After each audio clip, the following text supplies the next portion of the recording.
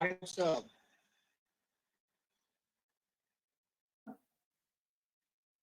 Kindly. Good morning, Doctor. Can you repeat your Right. words? It was not audible to me. Uh, Doctor, my voice is not audible. Now it's audible, sir. Now it's audible. Okay. Thank you very much. Kindly, thanks. Thank you for input. Kindly, it is good if anyone give the input just like We are waiting this. from the great eminent personalities. We are waiting. Thank you. Thank you. Thank you.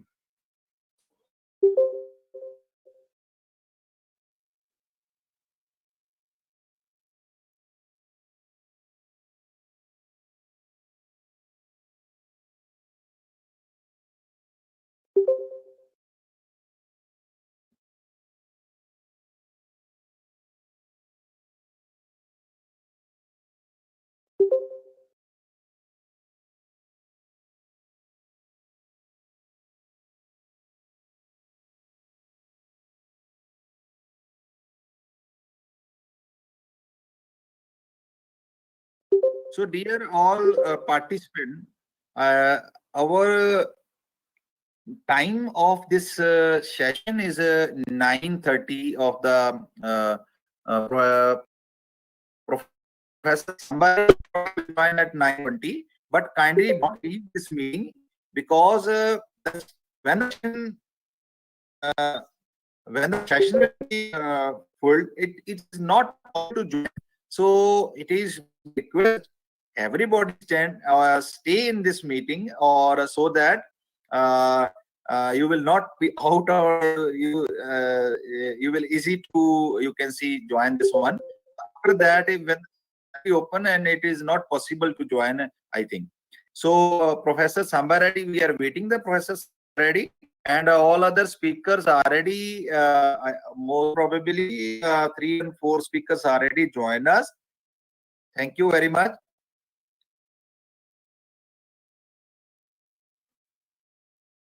And again, I'm requesting you that this program is already live on the YouTube channels, official channel of Bahar University and Rayat-Bahra University. So kindly, you can also see and you can also watch the sessions on YouTube channels as well as the LinkedIn. I hope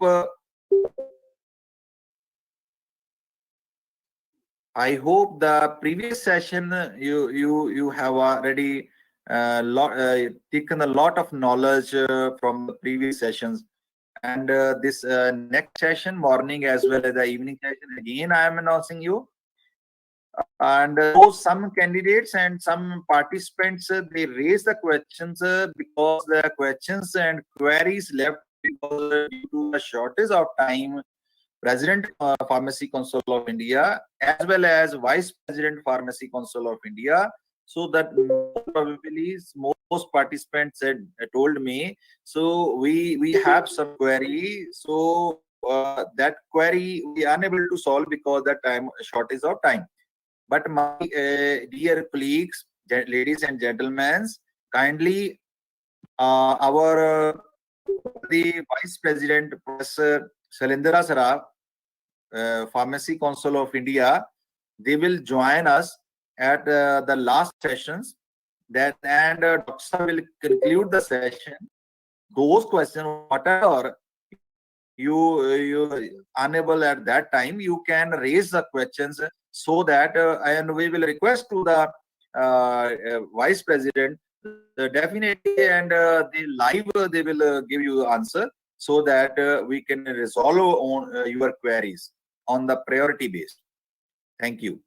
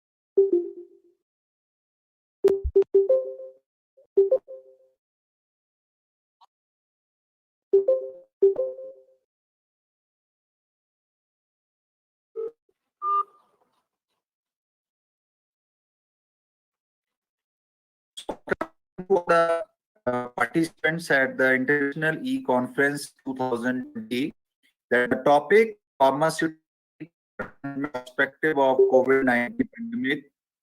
So welcome to all of you. We have the lot of speakers and we have two sessions, morning as well as evening. And in the two sessions, first session, Professor Dr. Samba Reddy, Professor, Department of Neuroscience and Experimental Therapeutic, College of Medicine, Texas, University, USA, followed by Professor Rajesh Goel, President APTI, as well as the Professor Punjabi University, Department of Pharmaceutical Science and Drug Research, Punjabi University, Patna. We have another Dr. Puneet, Suresh Kumar, and Professor Gulshan Bansal from the also same University, Patna. We have that moderate chairperson from that Dr. Puneet Kumar Bansal from a Head Department of Pharmacology, School of Basic Applied Science, Central University, Brinda. We have the Professor Sandeep Arora, that is the chairperson and Director of Pharmacy, Chitkara University. And we already announced that we have that speakers from the clinical background. So that clinical background, we have that Professor Dr. Arvind from the Department of Medicine in Delhi. They will share the knowledge how they're treating the patient for COVID-19, which one drug is the most suitable, and how can they reduce or taking preventive measure to control this pandemic-like condition. So Dr. Arvind Kumar. Second, we have that eminent personality pharmacologist also, and Dr. Harlokesh Narayan Yadav, Department of Pharmacology, AIIMS, New Delhi. We have all the eminent personality morning session. And evening session, for evening session, we have Professor Raibarinder Singh. We have chair sessions by Geeta Agrawal. We registered the University, New Delhi. We have that from the industry background, that very eminent person, Mr. Sudipta Banerjee, the Vice President of Jasco Healthcare Limited, Chennai, and Director Aligned Consultancy Services, Petta. And we have sessions done by the Dr. Jitendra Singh, Principal, School of Pharmacy and University. Have that the speaker, the Director of Pharmacology, PGI, Chandigarh. And the chair session by the Dr. Sandeep Goel, Department of Pharmacy, College of Pharmacy. So,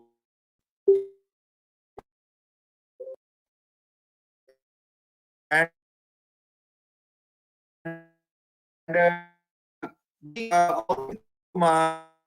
our location Yadav from AIIMS, and this session will be chaired by the very Professor Dr. Rajiv Talian in the Department of Pharmacology, BITS Planning, Rajasthan, BITS Planning University, Rajasthan. So I think Dr. Sandeep Arora already have already joined, and Professor Dr. Akhil Goel sir already joined.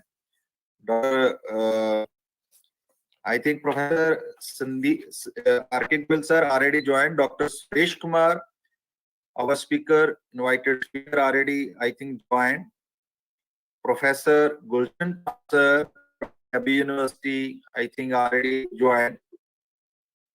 And Worthy Vice Honorable Vice Chancellor, Professor already joined. Thank you very much.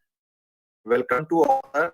Welcome to this international conference that pharmaceutical care and management of COVID-19 pandemic. I request to the worthy Vice Chancellor. I request to the worthy Vice Chancellor, please kindly, if you want to share the view with the audience, kindly please share the view with the audience. And that's how we are also waiting with the speaker. He will join at 9:25 or 9:30. Professor Sabha Reddy, sir.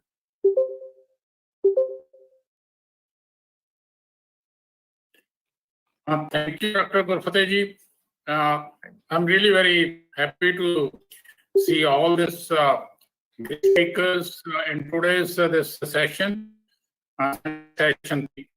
And I, on behalf of our Honorable Chancellor, Rayat-Bahra, all faculty members, all staff of the university, a university which was established in 2014 near Chandigarh by the visionary efforts of our Chancellor Raibarinder Singh.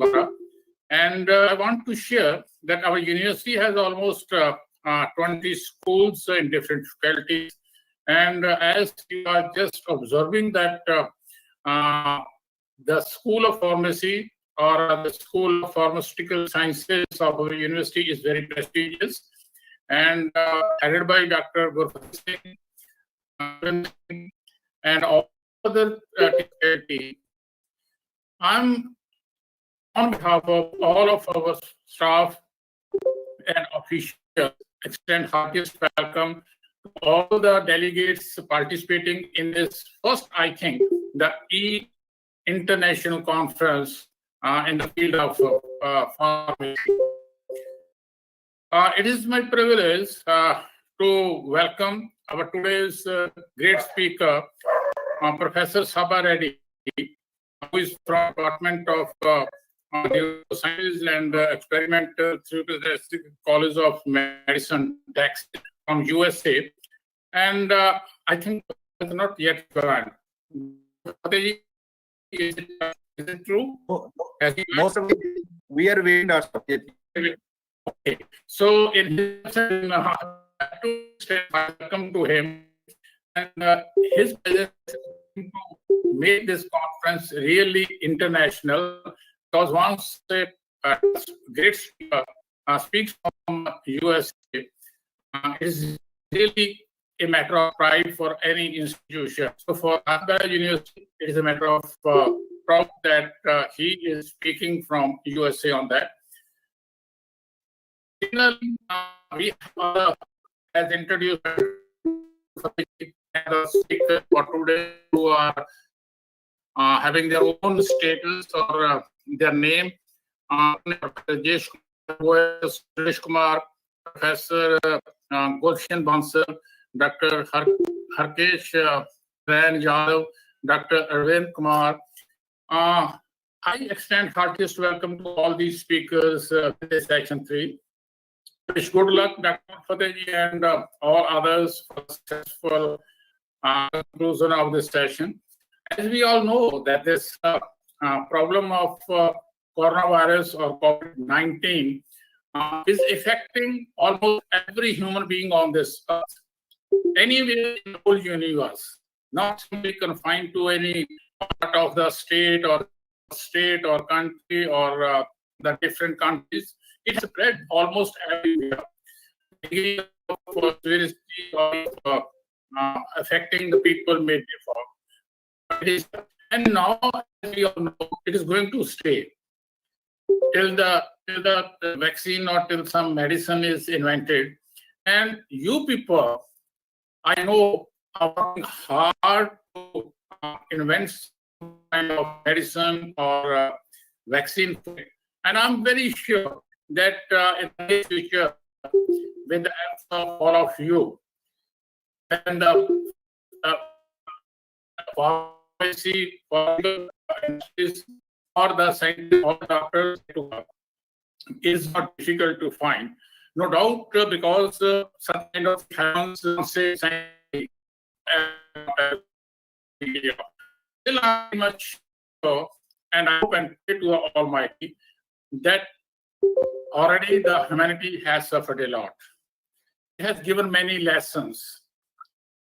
There are certain blessings also, indirect blessings, I will say, during this situation.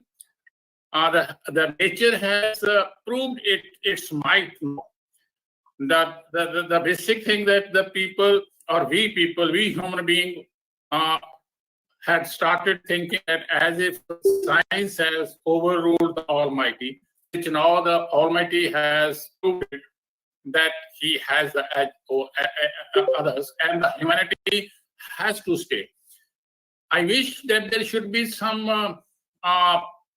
non-war between the different countries, having lesson from it, that it is which is provide.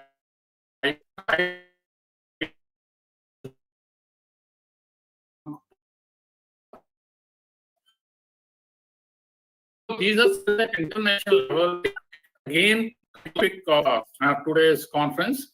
I'm sure that with ideas shared by all the speakers, by all the scientists, I'm very sure that that is going to contribute a lot in the invention of some for the treatment of this coronavirus. With these words, once again, I extend heartiest welcome to all the speakers. And already we are having almost more than 100 delegates present on screen now. And from my own side, from the Rayat-Bahra University, or on behalf of the Chancellor, the management, staff, I extend heartiest welcome. Wish you all the best, Dr. Gurfateh ji, and I'm sure this conference is going to prove a milestone in the history of the pharmaceutical research also. Thank you very much. Thank you very much. Thank you. Thank you. So, welcome to all the delegates. Worthy Chancellor, sir, this is we are waiting the respective professors. Request kindly is 5 or 10 minutes. Please speak, give the introduction. We will give the introduction of the speaker, and after that, kindly welcome of the speakers for 5 or 10 minutes, kindly. No problem. It would be welcome our today, Dr. Samba Reddy. I am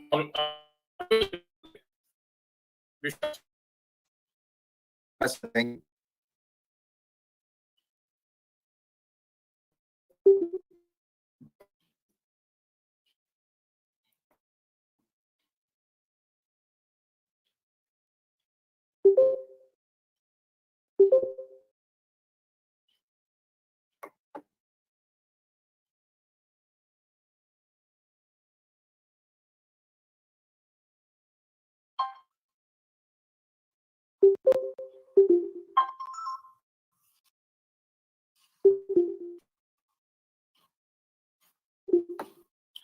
हाँ जी गुरफतेह जी,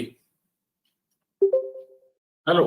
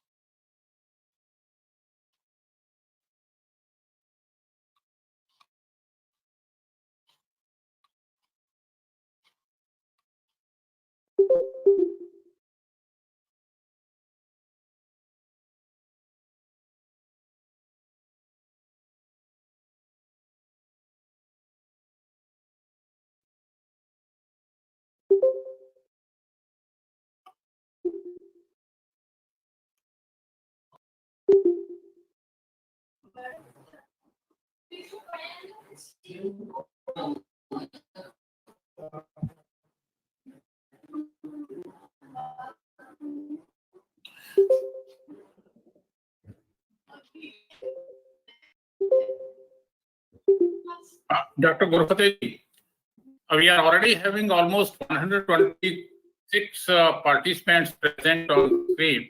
So I wish Right, if you can share today's program in brief with all of them again. So some of them have joined right now. They can have the information about the today's program. Thank you, sir. Thank you.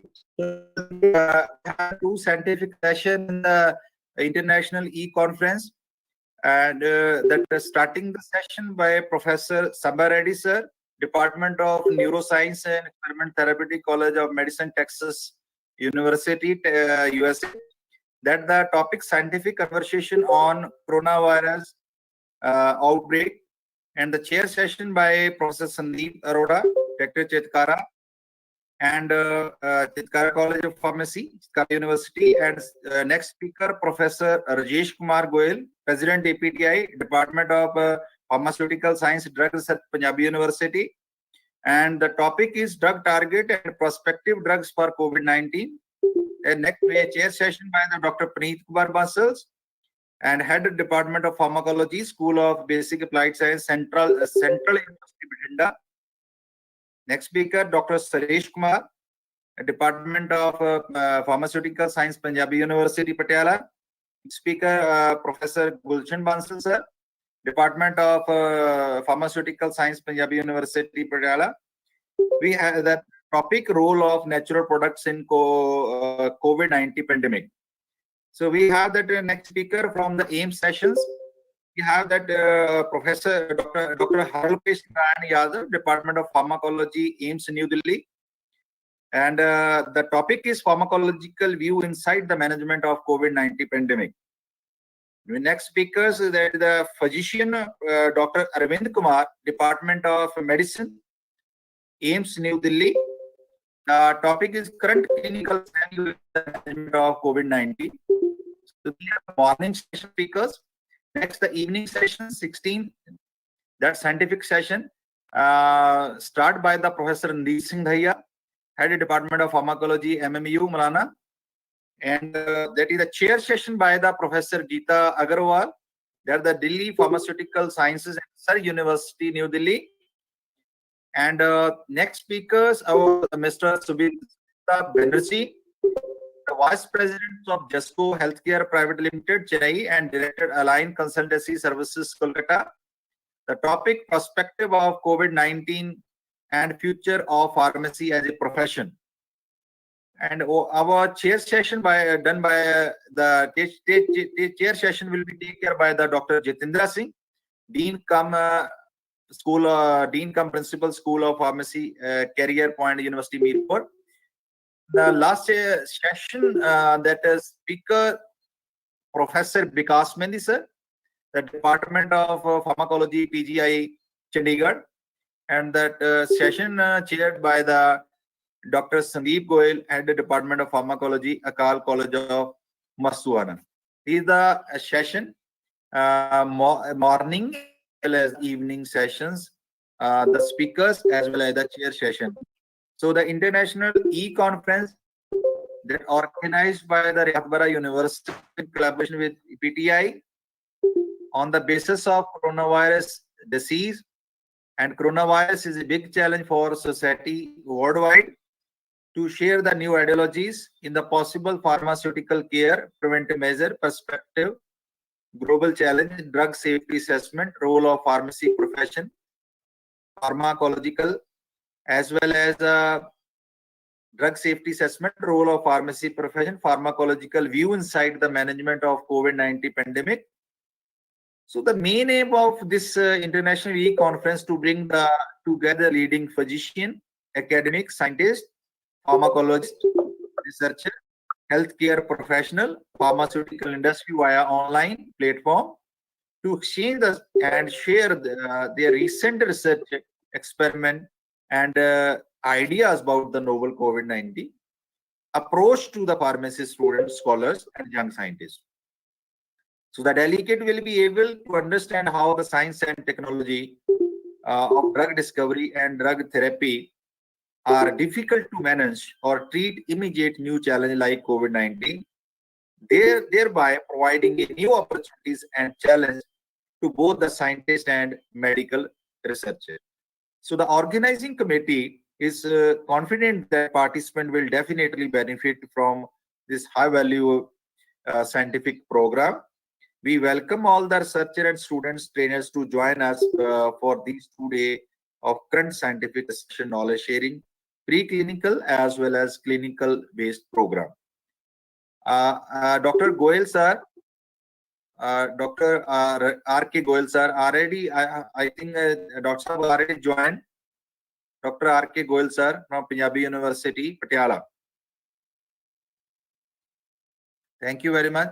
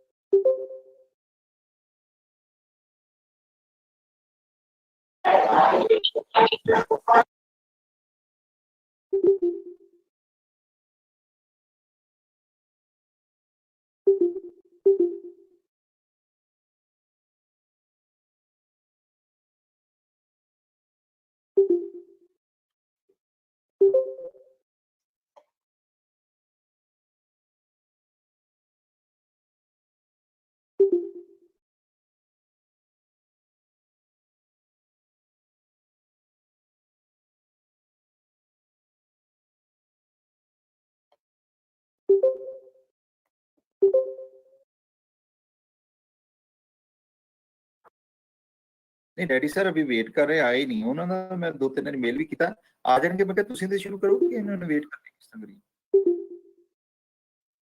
हां जी तुसी आ जाओ doctor online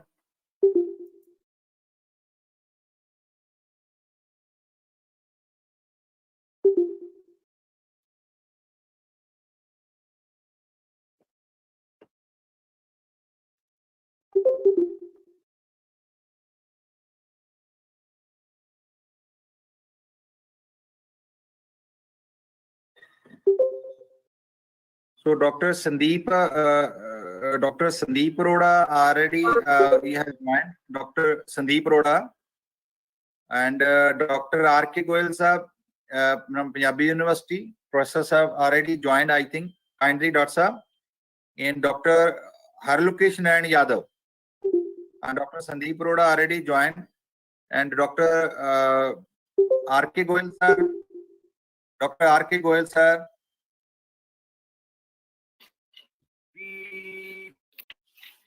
Dr. R.K. Goyal sir.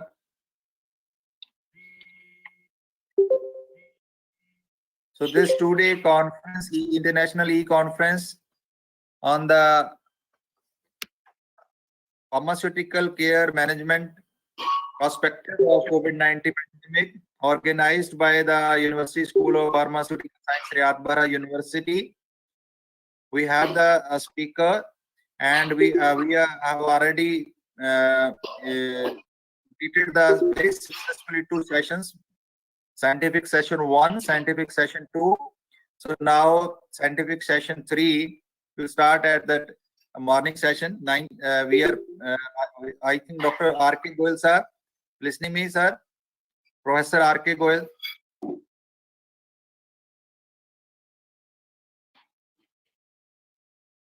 Professor R.K. Goyal sir. Okay. So the we are starting with Dr. R.K. Goyal. I think we are waiting the maybe Professor Reddy. Professor Reddy. No, we definitely will start so that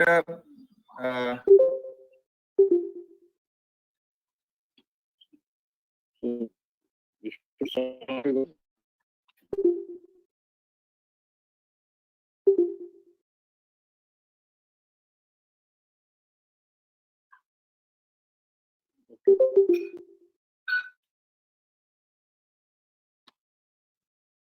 Gurfateh, you want me to Yeah. introduce Dr. Kindly, Professor Oda.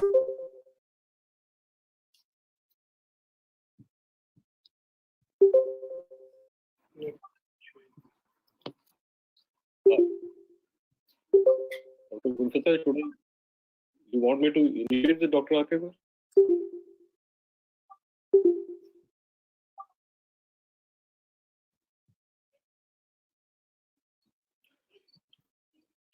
Good morning, Dr. Roda. Dr. Gurfateh, you want me to introduce and initiate Dr. Arkegwal?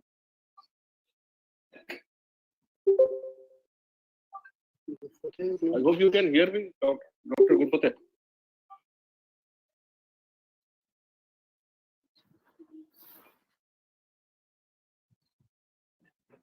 Am I audible? Yes, you're audible. Yes, sir, audible. So, you want me to initiate this session and introduce Dr. Kindly.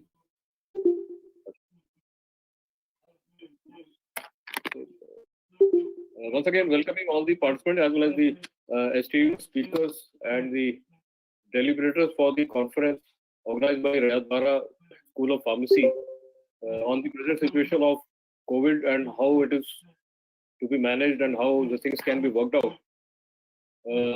By the time we are waiting for the first speaker, Dr. Samba Reddy, we have the second eminent speaker, Dr. R.K. Goel, who needs no introduction as far as this region is concerned.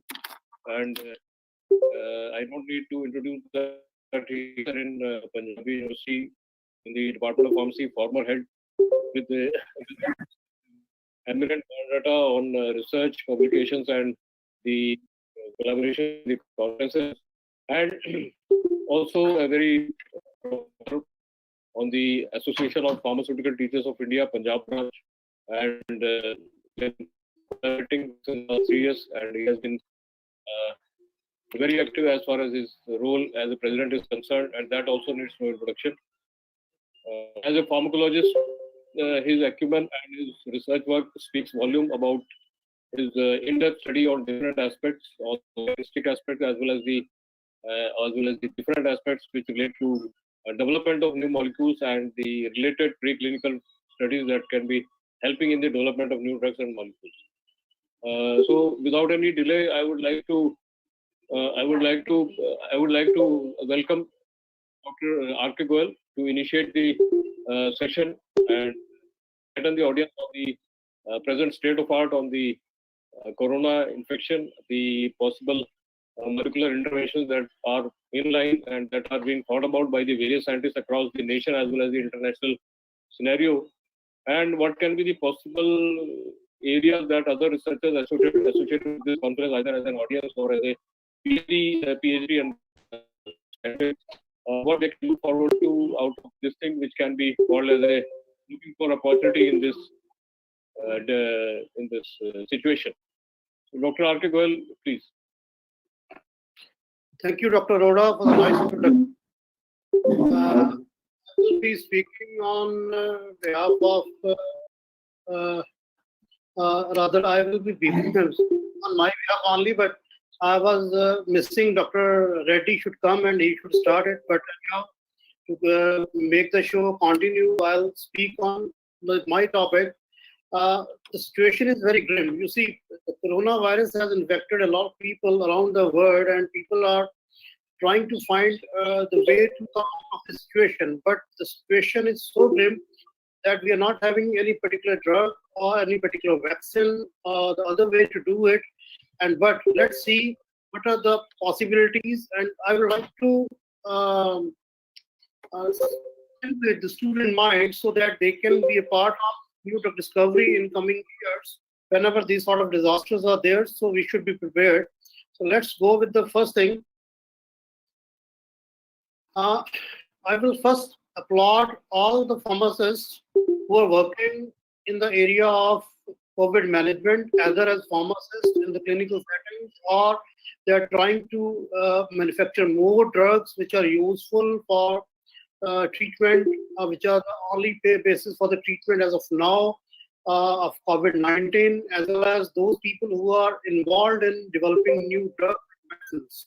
So these have been, all these have been recognized as Corona Warriors. If you see, this is the website of coronawarriors.gov.in, where pharmacists are mentioned as the Corona Warriors. So applaud for every one of you who is working in this area to take care of COVID-19 infection in this situation.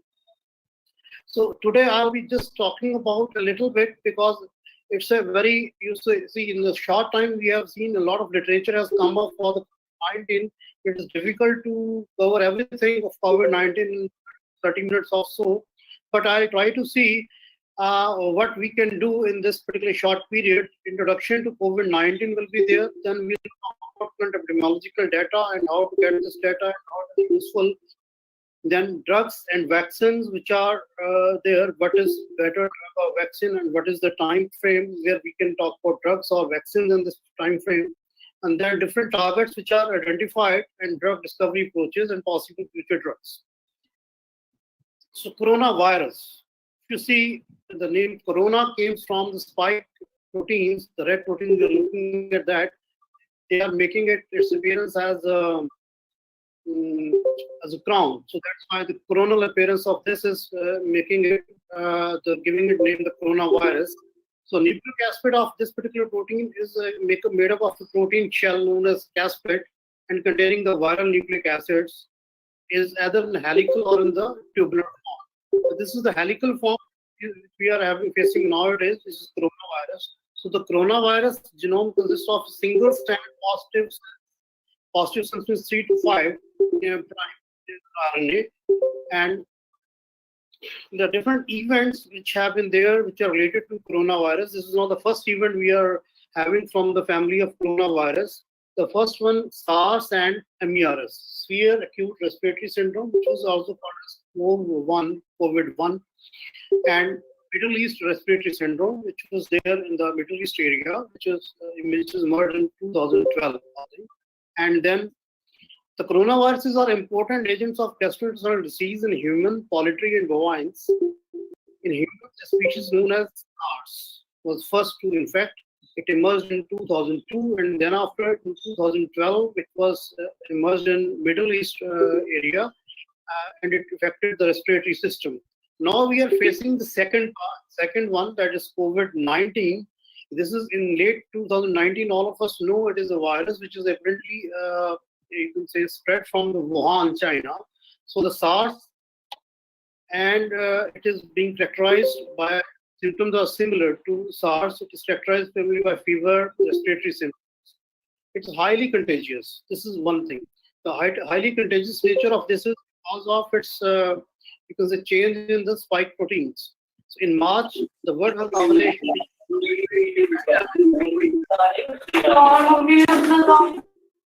almost 50% of the population is under the lockdown because of this virus. So we can understand that how serious this is. 50% of the population of the world is under the lockdown, and we do not have any solution to tackle this particular problem, except the social distancing. So this is current epidemiological status. If you see, this is worldwide status, and we can have the status of other things. This is a resource, the worldometer, and the other sources are also available, where you can check what is the status of the infections, recoveries, and deaths due to coronavirus. So this data is particularly important to understand through which stage we are going. For example, we always talk about flattening of the curve of coronavirus. So we can understand when they will be flattening. So drugs over vaccines. Title of deliberately put here, drugs over vaccine. This is nothing but whether we should go for drugs or go for vaccines. So there's no option to us. We can go for both drugs as well as vaccines. But in this case, COVID-19 story, there are three possibilities that lie ahead for tackling this problem. One is the communities should develop immunity against it. This is the first thing. The second is there should be a drug that is invented to contain this disease. And the third one is a vaccine which is made available at the earliest. We are able to have the vaccine by 12 to 18 months. That's the way we're a vaccine for the virus. So global efforts raise a hope that we will emerge on the other side of the pandemic. That means we will be saving ourselves from the pandemic. But these hopes are not only from vaccines. The reason being the vaccines are developed for, you see, Zika as well as SARS also. They were tried to develop the SARS and Zika vaccine during their epidemics. But the epidemics were over and the vaccines were not developed. So, at this point of view, the companies will not take it because the same thing happened with the problem, but still they're running not biologically. So several companies which are developing the antivirals to SARS-CoV-2 virus, the virus that causes COVID-19. There are a number of companies which are involved. Antiviral targets the virus in the people who already have an infection. They work in different, you can say, ways. Sometimes preventing the virus from replicating, others time blocking it from infecting the cell, and so on. We'll see what are the different ways it is doing it. So both antivirals and vaccines will be valuable tools in combating COVID-19. However, the antivirals are likely to be developed and approved before a vaccine, which typically take a longer time. Why we are saying this? Because the antivirals most of the antivirals which we are developing today, they are developed through repurposing of the molecules which are available to us. Now, where these template molecules are available because these molecules were developed for containing SARS-1. Some of those molecules are working, and you see there are different other off-label indications for antimalarials, for you can say BCG vaccine, or MW, that is a vaccine for leprosy, and so on. So the drug development is sometimes described as a pipeline with compounds moving from early laboratory development to laboratory and animal testing to clinical trials in the people. And if we know that this process is very long, so it can take a decade or more for a new compound to go from initial discovery to marketplace. So that's why antivirals being eyed as treatment for COVID-19 are those drugs which are already existing with some scope of having their effect in the COVID-19 infection. So this is called drug repurposing approach. The large This is a video which I will be playing, which is talking about how the virus infects and how it can be contained. With the mechanism we understand, and then we can see what are the different targets we can have. The large S glycoproteins are used by the virus to gain entry to human cells. They most likely attach to angiotensin converting enzyme receptors on the cell membrane, allowing the virus entry. The exact mechanism for this is not known. Most likely, as shown here, the human cell ingests the virus in a process known as endocytosis. Once inside the cytoplasm, the endosome opens to reveal the virus's genetic material, a single-stranded RNA. The virus hijacks the cell's machinery to replicate the RNA in N proteins and uses the endoplasmic reticulum to form its M protein outer layer and the all-important S protein. After replication, the virus is carried by the Golgi bodies out of the cell in a process known as exocytosis, so that it can infect other cells. Meanwhile, the stress of viral production on the endoplasmic reticulum eventually leads to apoptosis, or cell death. It should be noted that the mechanism for 2019 novel coronavirus is unknown. However, scientists in China have sequenced the genome, while others have used this sequencing to visualize the structure. The large.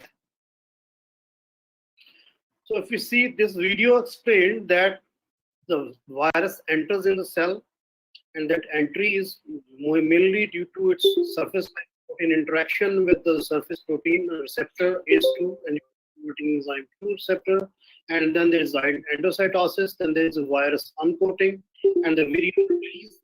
to the replication of RNA. This RNA uses the ribosomal machinery of the host cell and try to, you can say, so if you see here, you N, M, E, and S. These are the different structural proteins, non-structural proteins, which are synthesized by viral translation. And these structural proteins basically is going to lead to the progeny viral assembly, and then there's the development of code. And we have number of viruses which are replicated, and these viruses are released through exocytosis.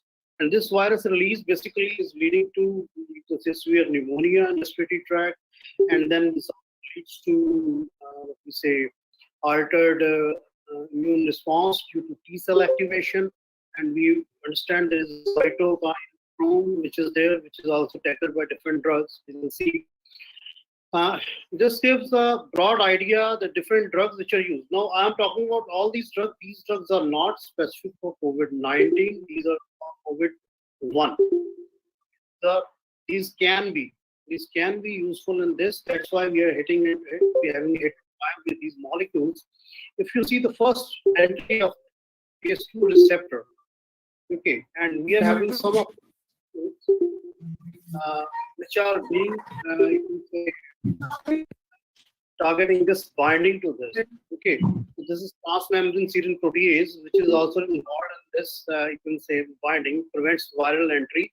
Chromostat mesylate is a molecule of this, and then we are having targets S protein as a interaction. It inhibits membrane function of the viral envelope, and that thus prevents the endocytosis of the virus.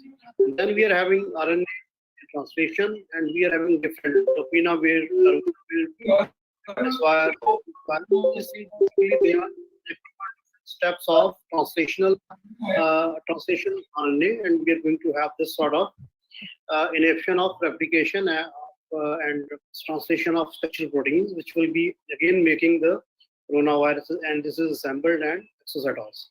And this is particularly, you can say, tocilizumab and sarilumab, the molecules which are there to prevent receptor binding, and cytokine storm is enabled to this.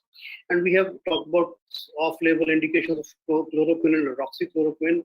So they are enabling viral entry and by multiple mechanisms, modulatory mechanism. One of them is they increase the zinc levels, and that's how they are going to have this. So if you see, these are the targets which we have already known about SARS-CoV-1. This slide goes a little further, and if you see, we are having two types of targets. Either we can target the host cell or we can target the virus. So there are some virus-based treatment options, there are host-based treatment options. So furin inhibitors, basically, they are related to host-based treatments, and the monoclonal antibodies targeting S1 or S2 region of this, they will be preventing the viral entry, or they will be, you can say, acting on the viral proteins. So similarly, we have monoclonal antibodies, siRNAs against the structural and accessory, you can say, genes. So siRNAs, we know they are going to interfere with the single-stranded RNA. They are going to destroy the single-stranded RNA, and there will be no translation based on this. So these are the 30 most relevant host targets which are predicted for SARS. I'm again saying SARS. It's not COVID-1, COVID-2, SARS. So these targets, if you see, they are useful for developing drugs for, they are being used for developing drugs for the, what we say, COVID-19, COVID-19. So here's exactly where we are with the vaccines and treatments for COVID-19. If you see, scientists around the world are working on a number of vaccines and treatments. We know everyone is doing about this. Scientists around the world are working on potential treatments and vaccines for the new coronaviruses, virus disease known as COVID-19. Several companies are working on antiviral drugs, some of which are already in use against other illness to treat people who already have COVID-19. Other companies are working on vaccines that could be used as preventive measure against the disease. Some of the earliest treatment will likely to be drugs that are already approved for other conditions or have been tested on other viruses. This is again, I'm emphasizing because the repurposed drugs are the only quick resource for tackling this problem. People are looking into whether existing antivirals might work or whether new drugs could be developed to try to tackle the virus. Antivirals, these are some of the drugs which are being tried.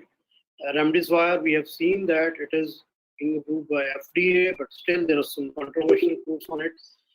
Paravir is another drug which is useful for, it is, you could say, after the US, has been approved to use for influenza. Arbidol, this antiviral, was tested with lopinavir and ritonavir for the treatment of COVID-19, and it is, you can say, useful for moderate cases as far as the current research suggests.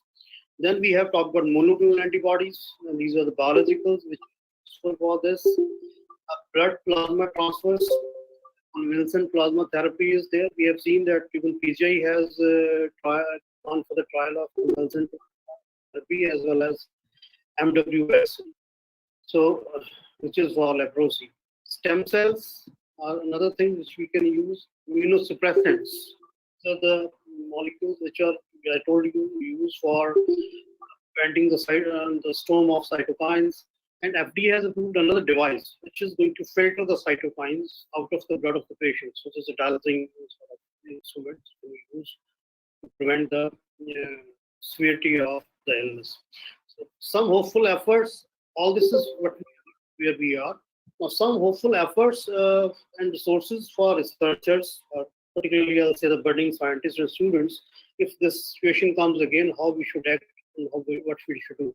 As of now, as I told you, the drug repurposing is the only source for new drugs. So I have tried to find out two sites. One is Accelera. This site basically is giving you an access to 125 molecules with all its, you can say, know-how. It can be used for drug repurposing, be useful for SARS-2 COVID-19. So this is particularly, you can go to this site and you can put your name and register and you can access the database. That database is containing 125 molecules. So COVID-19 drug repurposing database is made open by Accelera. So as I told you, this Accelera, I've shown the previous slide. So this is giving you this open access database for drug repurposing. So this database can be useful for this. All students, they can go and they can see what type of structures which have been approved, whether it's clinical phase 1, 2, or 3 they are. So whether they can be useful, if they can be tried for COVID-19.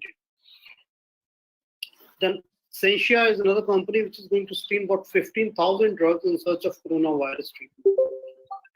They announced that they will be going to screen a lot of more with help of Steps Research, the USA and UK National Clinical Facility and Caliber.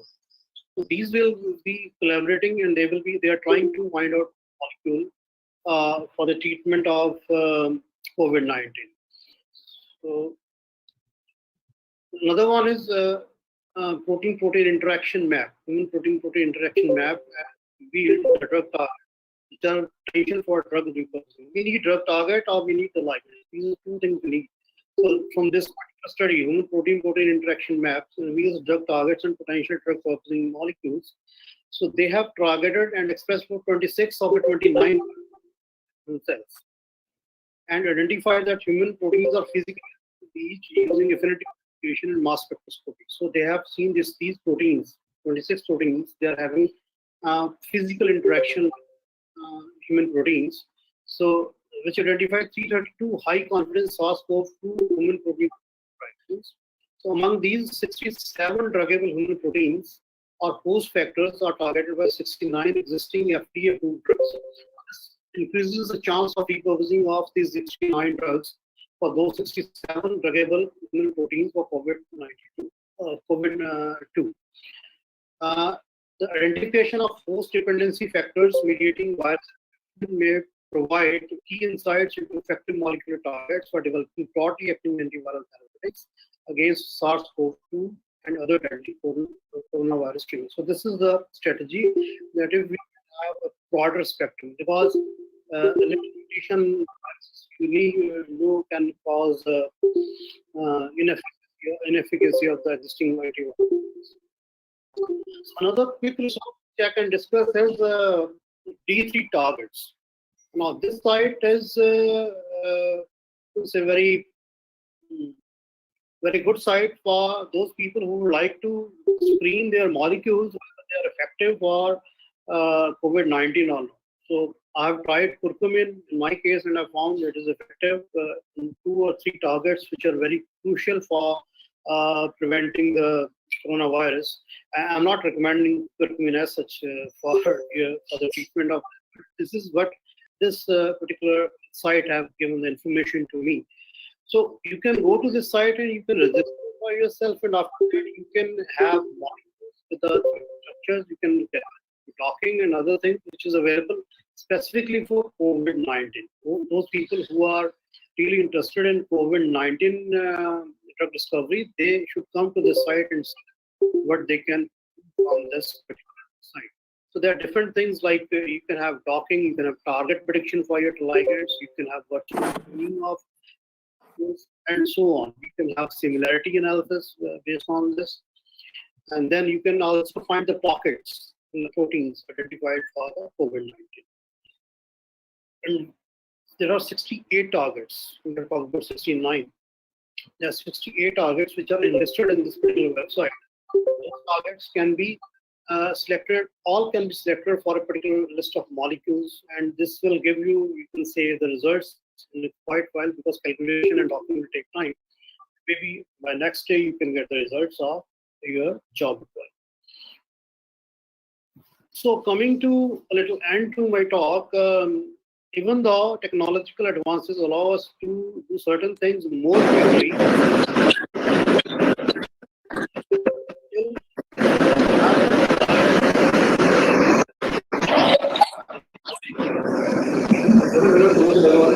yeah. Because we have to learn with the new norm of post-COVID, that we have to learn with the virus, and definitely we have to take precautions when we are moving out and we are resuming the work. We can't stop it for a long time.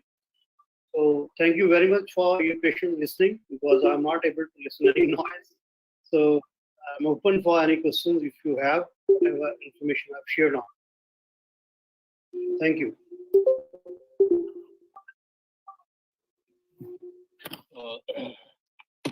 Thank you, Dr. R.K. Goyal, for briefing and very elaborately on the possible interventions for this novel disease, coronavirus, which is posing a great set of difficulties to the researchers as well as the developers as well as the clinical team of the world, and with the associated other morbidities which are causing the mainstay in the mortality cases which are being observed. For example, development of the severe acute respiratory distress syndrome caused by the inflammatory response at the alveoli initiated by the initial immunomodulatory action of the virus, thereby posing the main problem as to how to handle the complications with this. Thanks for elaborating on the possible sources from which the audience can look forward to see as to which drugs can be repurposed. The starts that they can collect from, etc., as you said. Similarly, thanks for highlighting one more that is the possible sites which can be used for initial in silico sort of studies on the possible drug targeting. I think they should be very helpful for the concerned audience as well as the researchers. They can take forward the idea and apply it to different molecules. I think the all world you said research is going on in different directions. The development of vaccines, development of possible protein domains which can be targeted by different drugs, and the efforts to manage the complications, particularly the respiratory complications, as well as the ARDS syndrome, that is acute respiratory distress syndrome, which is caused by the sudden cytokine storm, which causes the inflammatory response and collapse of the alveoli. I think overall, a lot of things are possible to be done, but definitely, despite all these platforms that you said, which are trying to shorten the time for discovery, the conversion of the lab research into translation research is presently moving in a slow pace. And as you said, lastly, we have to learn to live with the virus for some time till we are having an actual vaccine or drugs like remdesivir, which are being approved slowly for management in different countries, for managing the complications rather, not for curing. I think we have to go by these things, and then, but we have to be enthusiastic and we have to go on with these things. Thank you very much for your very in-depth information, very in-depth of data. The session is open for questions from all the audiences as well as the other experts.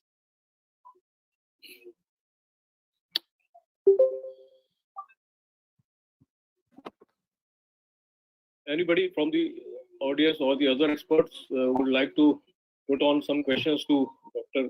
R.K. Goel? Kindly. That's how through the chat, I think that questions kindly, dear participants, kindly write the questions on the chat so that we can ask the question from our invited speaker. So if you, this you know that is the pharma, as a pharmaceutical care, we have only that one drug we are working on, that hydroxychloroquine. Yes. So that this is the we know that hydroxychloroquine is better. So what this drug is? What do you think? Why this drug only we select, and on the which basis we are selecting this drugs kindly for the sake of students? Hydroxychloroquine you're talking. Yes, sir. Just a minute. I'll let you conclude.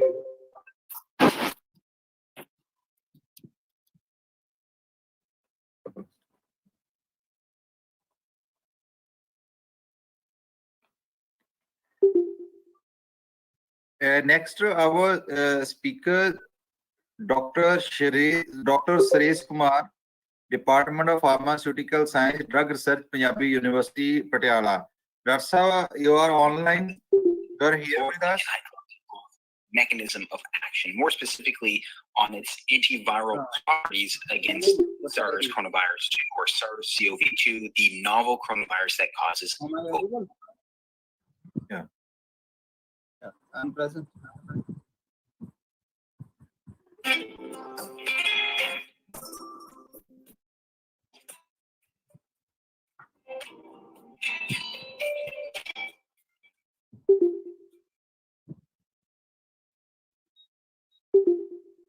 Novel coronavirus that causes COVID-19.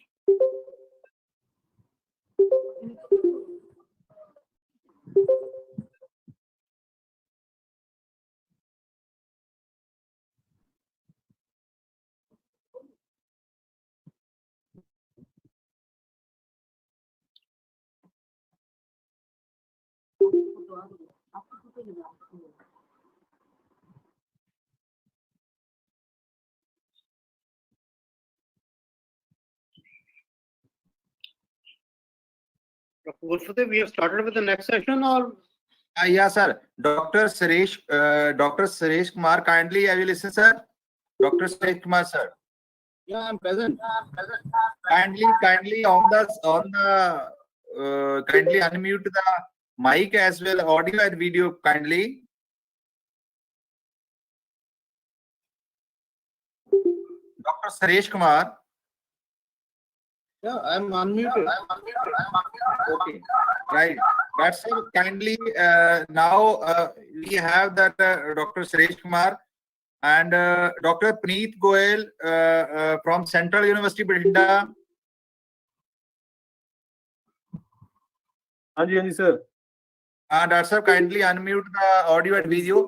Thank you very much, R.K. Goel, sir, Professor Punjab University, Patiala, and APTI President. Thank you very much, Dr. Sandeep, Professor Director, Pharmaceutical University. Thank you very much, sir. Very nice very interesting session. So I request to the Dr. Suresh Kumar, the next speaker. So I request to the Dr. Puneet Bansal, kindly chair the sessions with the Dr. Suresh Kumar, Department of Pharmaceutical Science, Drug Research, Punjab University, Patiala. The topic is the role of natural product COVID-19 pandemic. And Professor, after that, the Professor Gulshan Bansal will take care of this session. Kindly, Professor Dr. Suresh Kumar from Punjab University, Patiala, and Dr. Preet Bansal will chair the session. Kindly. Good morning, everyone. Yes, please kindly, Dr. Preet Bansal, kindly introduce the Dr. Suresh Kumar, and thank you. Good morning, all the dignitaries present on this platform, and I think so. It's a good platform during this lockdown, and I also first of all I congratulate Bara and Rayat University and especially Dr. Gurfateh for conducting this international e-conference on the theme that is a very relevant theme on the pharmaceutical care and management perspective of COVID-19 pandemic. Because I think so this is the disease which caused the mortality which is not earlier happened. So this is a very important to discuss all the points related to its pandemic is necessary on this platform. And in the today's session, I welcome Dr. Suresh from the Department of Pharmaceutical Sciences and Drug Research, Punjab University, Patiala, for discussing on the topic role of natural products in COVID-19 pandemic. Because in India, the natural products are used for the treatment of any disease or the fatal disease like cancer, HIV from decades or from a long back. So recently, Ayush also approved some clinical trials or other trials on the natural products. So it may be important for all the delegates. So I welcome Dr. Suresh on this e-platform for deliver his talk. Welcome, sir. Thank you, Puneet, for nice words on me. So, am I audible to all of you? Yes, sir. Right. So, thanks, Rayat-Bahra management, Gurfateh Singh, for inviting me at this platform.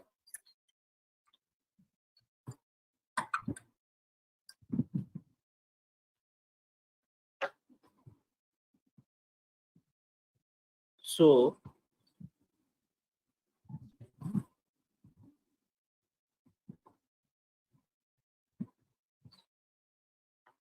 Hello.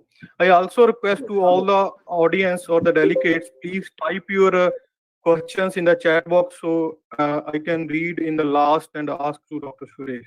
So please type your questions or queries in the chat box. So, dear friends, we are facing a very difficult situation with COVID-19 pandemic. Nature has created this pandemic.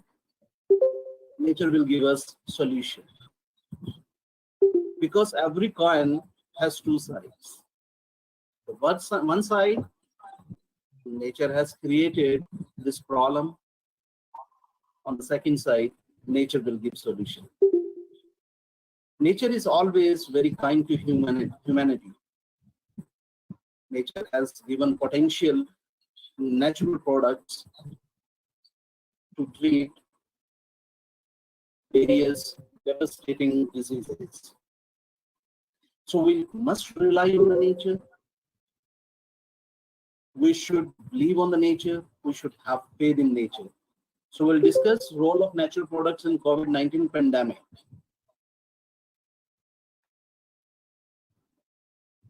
Now we are left with two options. First option, we must develop some potential vaccine or medicine to combat menace of COVID-19 pandemic. Or secondly, we should accept that virus may never go away, as WHO has warned. And we have to live with this virus for a long period of time.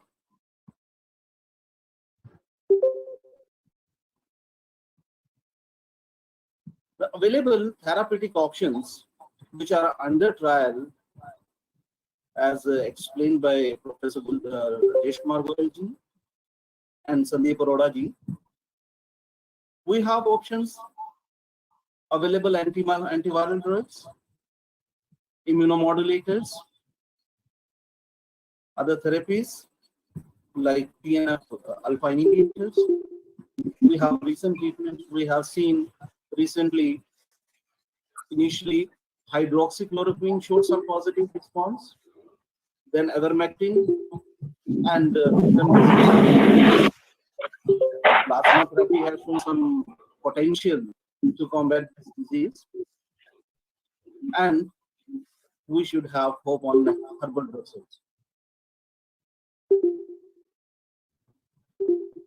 So as the coronavirus, we have seen, is enveloped positive sense single-stranded RNA, considered to be the largest among known RNA viruses. So we have seen there are three main proteases. If we inhibit these proteases, and most of scientists are working on these targets to develop protease inhibitors on papain-like protease, 3C-like protease, and spike viral to develop some anti-COVID-19 drugs.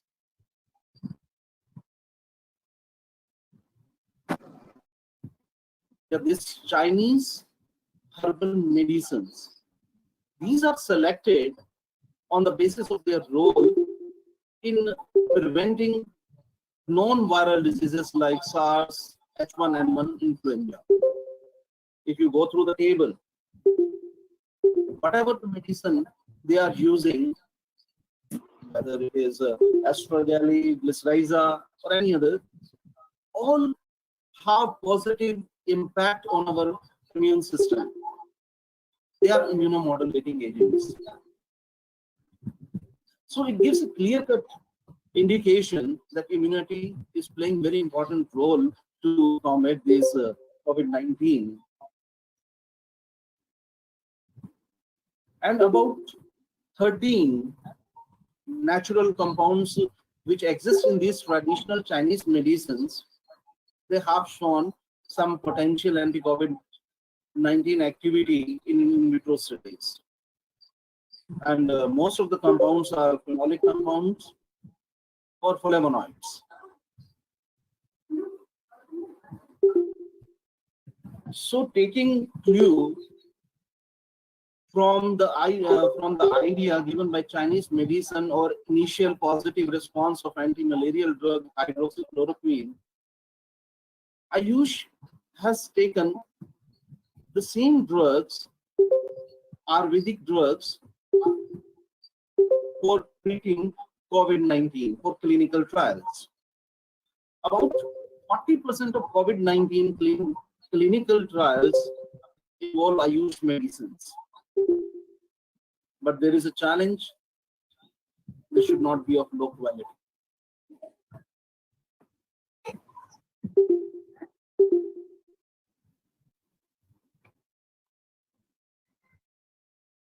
So as you know,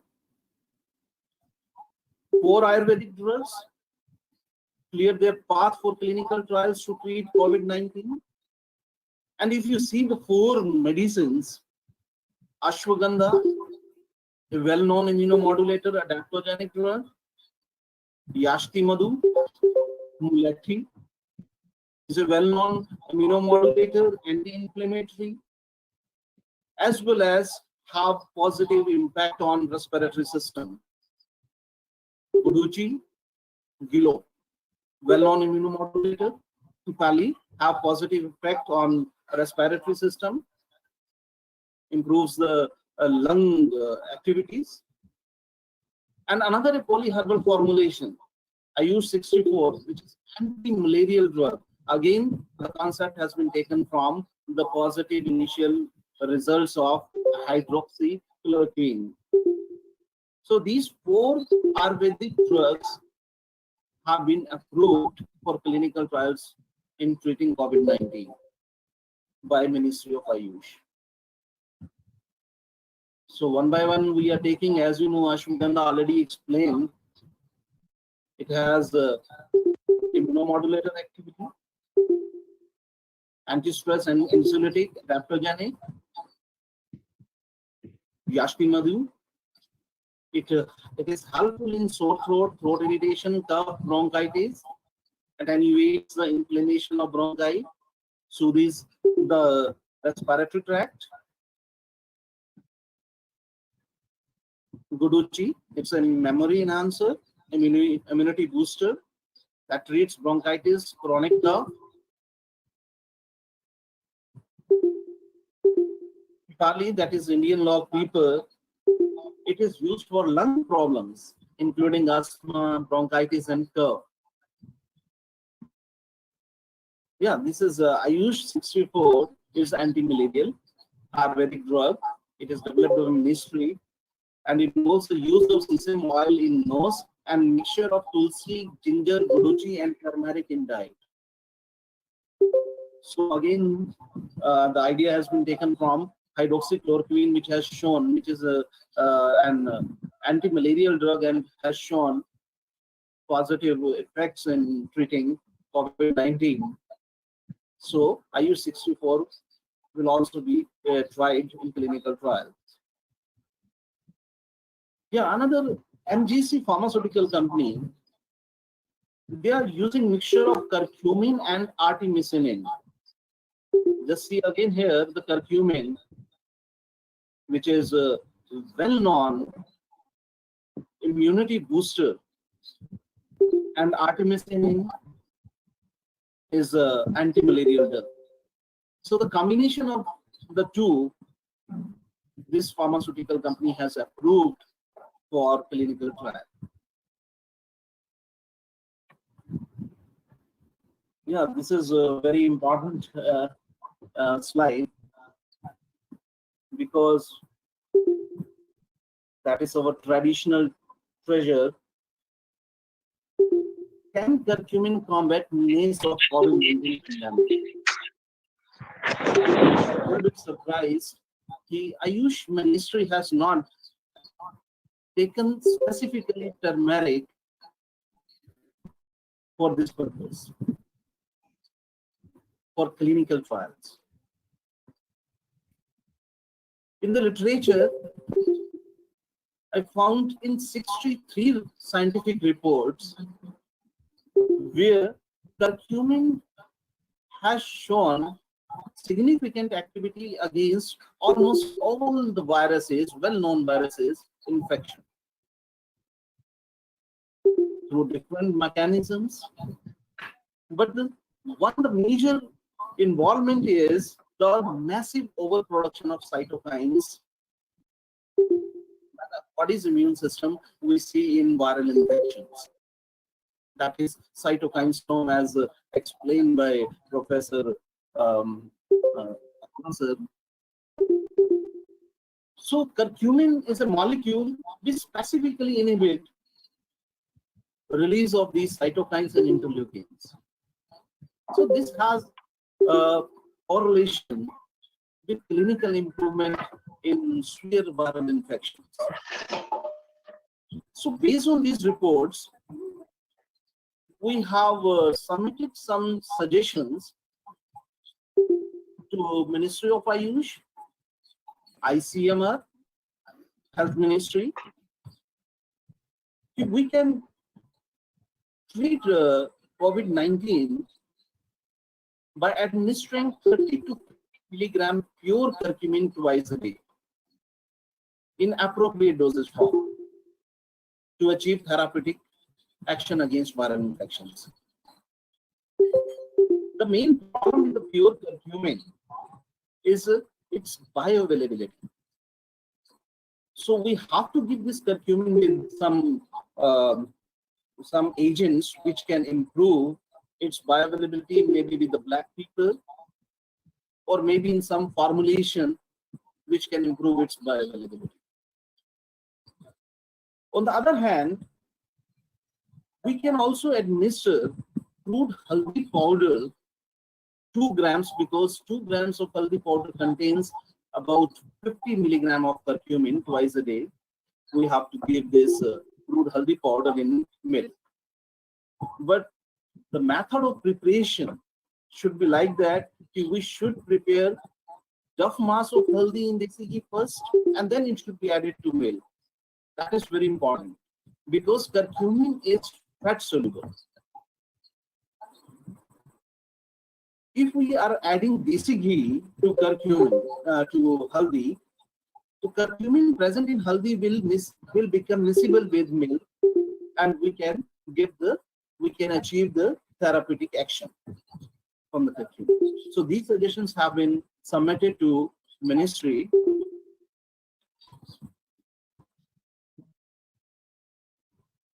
Yes, as already explained to you, we have the 4 targets. Targets with the main proteases with COVID-19. If we have protease inhibitors, so we can treat COVID-19 infection. So around 150 botanical extracts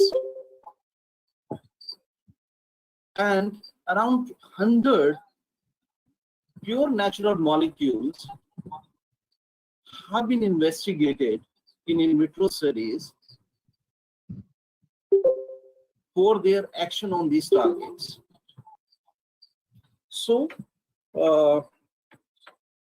at this point, I request Professor Gulshan Bansal to continue with this presentation role of natural products in COVID-19 pandemic, specifying in silico studies and identification of targets, as well as molecular docking of these natural molecules, so that clinically potential lead molecules of natural origin can be developed. They can be emerged as potential anti-COVID drugs. So thank you very much. I switch over this presentation to Professor Gulshan Bansal. Thank you, sir. Thank you, Dr. Suresh, for enlightening all the delegates on the use of natural products for the treatment of COVID-19. I think so. The compounds discussed by Dr. Suresh, that is very common, and we have all the compounds at our home, and we already use these compounds in our home remedies or in our kitchen. So, like ashwagandha is very common and used from decades in the system. Gudchi and the lawn pepper, these all are the Jatshi Madhu. All 4 compounds are very commonly used. So we can use these compounds as a prophylactic. And next, the next discussed by Dr. Suresh, tulsi or ginger, and the curcumin. These are all again a very common compounds that we already used in our home. So with presentation, I think so we all know these are the compounds that we daily use. If we daily use, we can avoid from this pandemic disease, and we won from this fatal disease.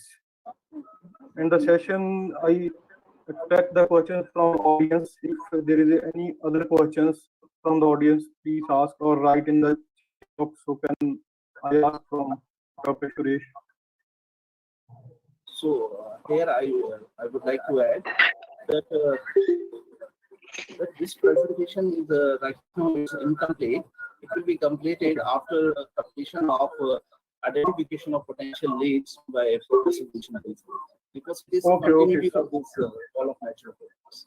Okay, then we continue with Professor Gulshan Bansal. I welcome Professor Gulshan Bansal from Department of Chemistry and Department of Pharmaceutical Sciences and Drug Research, Punjab University, Patiala, for in continuation with presentation. Welcome, sir. Thank you, Dr. Puneet. I think I am audible. Yes, sir. Yes, sir. Okay. First of all, I congratulate the Rayat-Bahra group and especially Dr. Gurfateh Singh for taking such a good initiative in this troubled times. But this is how we are building up capacity building in the such troubled times. Okay, so now we continue with the presentations by Dr. Suresh, who has touched upon various natural products which are used for community building or for combating COVID-19. Side by side, we have to also find out the molecules, drug molecules, which can be used as drugs for treatment of COVID-19. So, in the process of identification of for any target or for any disease, there are two strategies. One is new drug development process, and second is a repurposing. Now, the time through which we are all passing through, we don't have much time for new drug development because that takes lots of time, and we are already running short of time. So the best proposition here is to go for a repurposing. Repurposing where we explore the available drugs which are approved by FDA or which are having no toxicity or which they have the proven toxicity or safety profiles, and we test them for their biological activities and see if they can be used. So for this purpose, we make the screen share slides.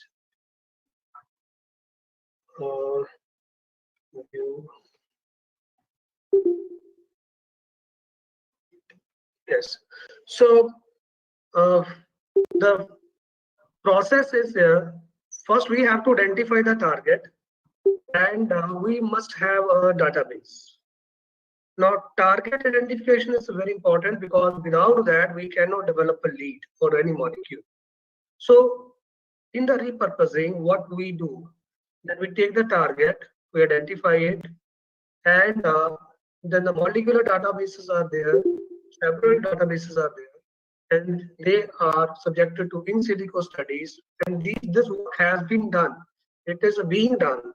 Lot many papers have appeared in the just last 50-45 days, and that reflects the quantum of the work which is done across the globe. Means every laboratory is working on this. They're using their full resources. And from the in silico studies, we find out the lead molecules. And these lead molecules, if they are FDA approved, they have a toxicity profile acceptable, then they can be used in the clinical trials, of course, under strict medical supervision. So before we go, so the first step in the lead identification is the target identification. And for that, I would like to, all of you have a quick view of the corona. Now see the figure here, this one on the top left. This is a transmission electron microscope image of COVID-19 isolated from the states. So from this, a 3D model has been generated, and the various proteins which are identified around this COVID-19. This is the S protein, we call it a spike protein. Then M protein, we call it a membrane proteins. Then hemagglutination dimer, there is an envelope. There is a RNA and N protein or nucleic protein, and E protein, we call it envelope protein. So there are basically 4 types of proteins, and these proteins, they have their own function. Like S protein, that is the most critical one. It is responsible for binding of the COVID-19 with our cells or with the host cell. And once it is bound, then it facilitates the induction of its RNA to the host cell. So membrane M protein is responsible for, of course, integrity of the virus. Then N protein, that is responsible for its replication, and E protein is that is a minor constituent. It is not explored much as of now. So this is how the virus behaves when it comes in contact with the host. The interaction virus interacts with the host cell through angiotensin converting to enzyme, angiotensin 2 converting enzyme 2 receptors, which are located on the alveoli cells. So actually, the S protein, it binds with the AC2 receptor. Then when it sort of binds, it injects its mRNA or RNA into the cell, where it replicates. It binds with the 40th subunit of the host, and it translates mainly 2 proteins, PP1A and PP1B. These are the polyproteins. So polyproteins means these proteins, single protein can behave as a multiple proteins. Means they have the multiple loose ends, multiple dead ends. Out of these polyproteins, there are the 2 proteins which are of much use. We call them 3CL-Pro and PL-Pro. 3CL-Pro is the 3 chymotrypsin-like protease, and PL is the peptide-like protein. 3CPL protease is also called as M-Pro, means a main protease. Means 3CL-Pro or M-Pro, this is a main protease which is responsible for replication of virus in host. This 3CL-Pro or M-Pro, it then cleaves the polyproteins 1A and 1B into 16 non-structural proteins, NSP1 to 16. Non-structural proteins are those proteins which are not of any use to the virus, but they remain in the host, and they create multiple phagocytic activities, or you see cytotoxic activities.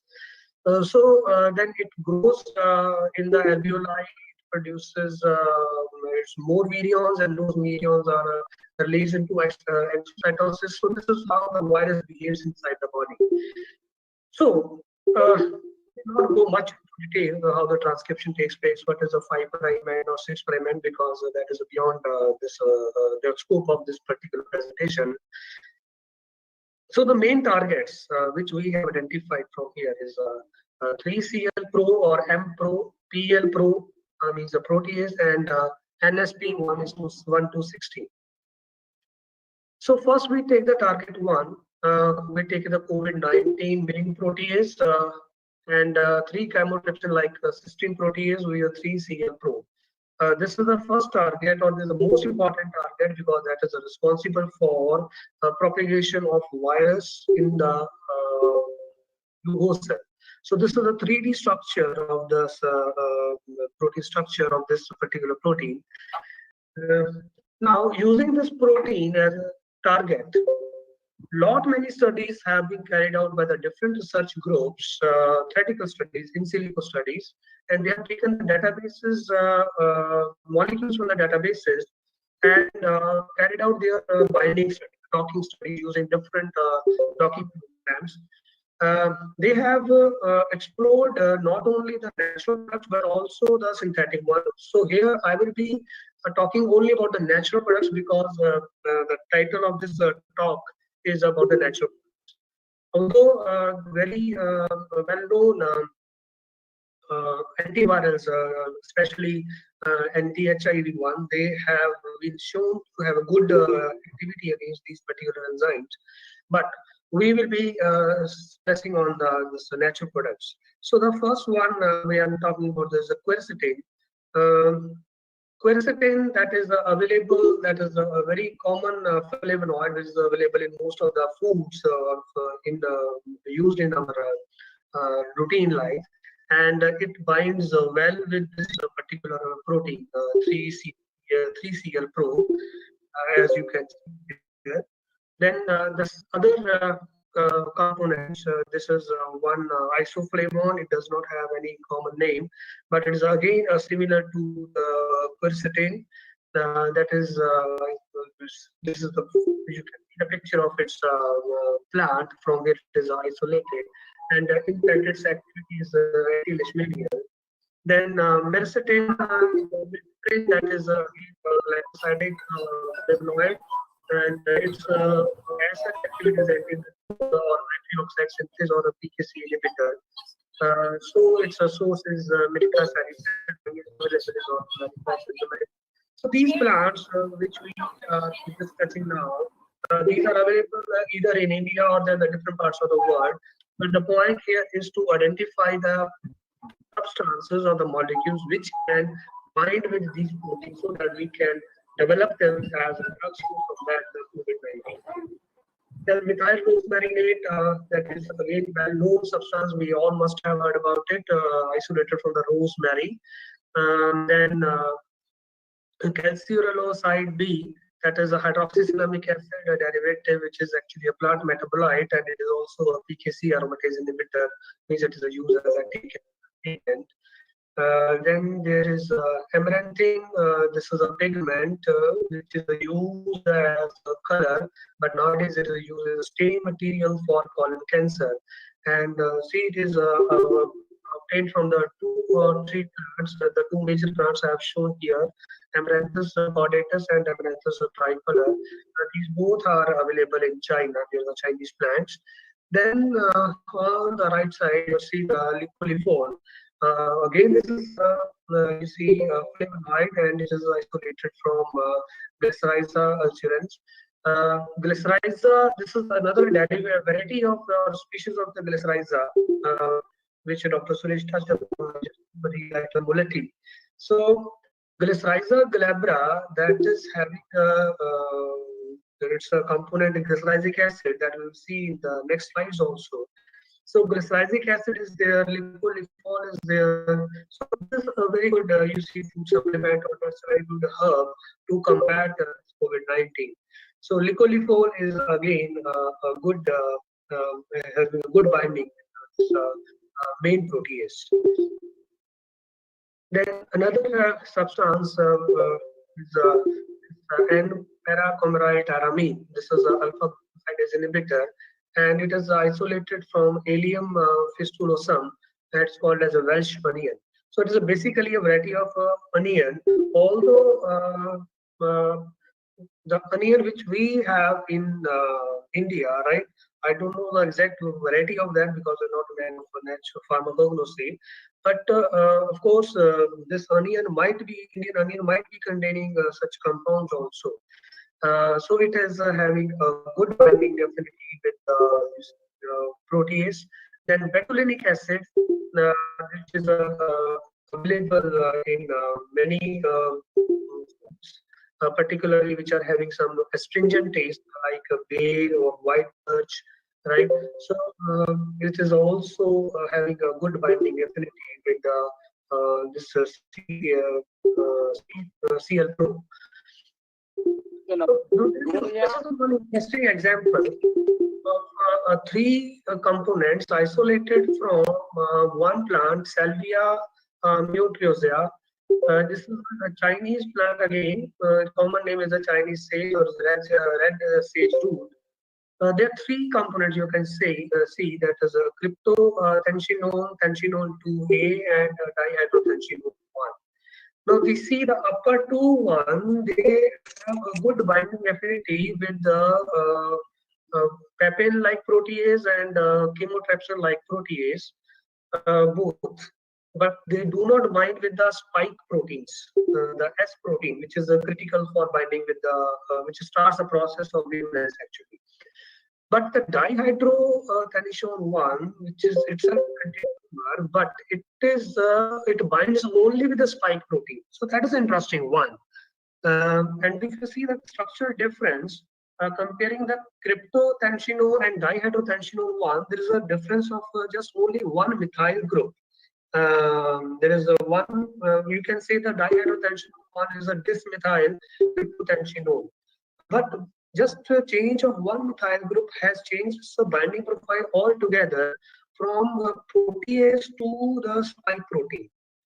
So this is the mystery actually. That's why we call chemistry is a mystery. We don't know what is happening inside the proteins, what particular 3D orientation the protein is available, in what particular conformation the molecule is binding.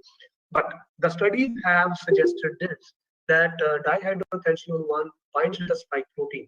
So this particular herb, Chinese sage of red sage root, it can be used as, and can prove as a wonder herb, because its consumption does not only prevent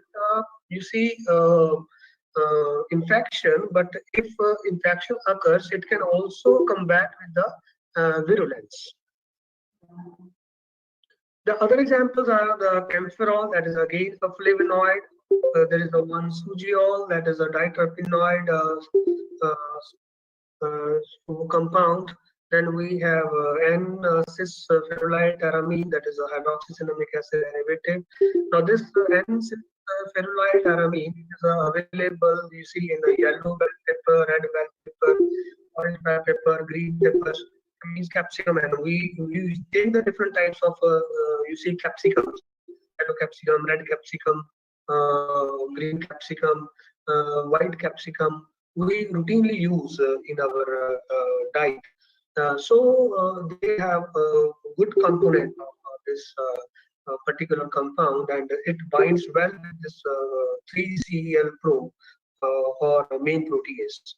Then this is a gamma-6 acid, although this is a very rarely found only in North America, but it is also having a good binding affinity for that enzyme. So next target, the second target we have taken is non-structural proteins. Non-structural proteins, there are 16 non-structural proteins, NSP1 to 60. Out of this, NSP1 is sought after because it is studied much and it has been found to be essential for viral application or infection. In fact, it is termed as a virulence factor because if we produce any mutation in a particular protein, the studies have revealed that it attenuates the viral application. So NSP1 is a good target. So why are we taking NSP1? Because once the infection has occurred, then NSP will be produced. So to prevent the pathological effects on host, we need to counter these NSPs. So that's why we need to identify the molecule which can bind with the NSP also. We know that one of the symptoms of COVID-19 is inflammation. So the inflammation is again related to this, correlated to NSP1 because it causes a chemokine dysregulation and that causes a severe inflammation. So it also, you are seeing here, it's the immune response. So blocking of NSP activity is very important, and many studies are performed, many molecules are explored for this, but I find mainly two natural products. Most of the substances which are explored for this particular protein is they are synthetic one, mainly antiviral one or antibodies. But two main substances, natural products, they are the esculin and nucleic acid. Esculin, that is the active component of horse chestnut. Horse chestnut, that is Esculus indica. Indica that is available in India, in Himalaya. the figure you are seeing here, the plant, if you find some fruits from anywhere like this, you can have it as a natural remedy for the COVID-19. And the second one is the glycolic acid, as we have already discussed in the earlier slide, that glycolifol, that is a component isolated from the glycolizer species. So it binds well with the NSP1. So glycolizer, it can act on the two sides, we can see. Glycolic acid binds with the NSP1, and the glycolifol, it binds with the 3CL2. And both these proteins are major proteins or major targets for spread of the virulence. The target 3, this is I find some controversial studies on this. Why controversial? Because in the biochemical studies, it is said that the spike proteins, they bind with the E2, angiotensin 2 receptors on the alveoli. But one research report has said that the COVID-19 protein, or the 3CL protein, which we have just discussed, they also bind with the angiotensin 2, angiotensin converting 2 receptors.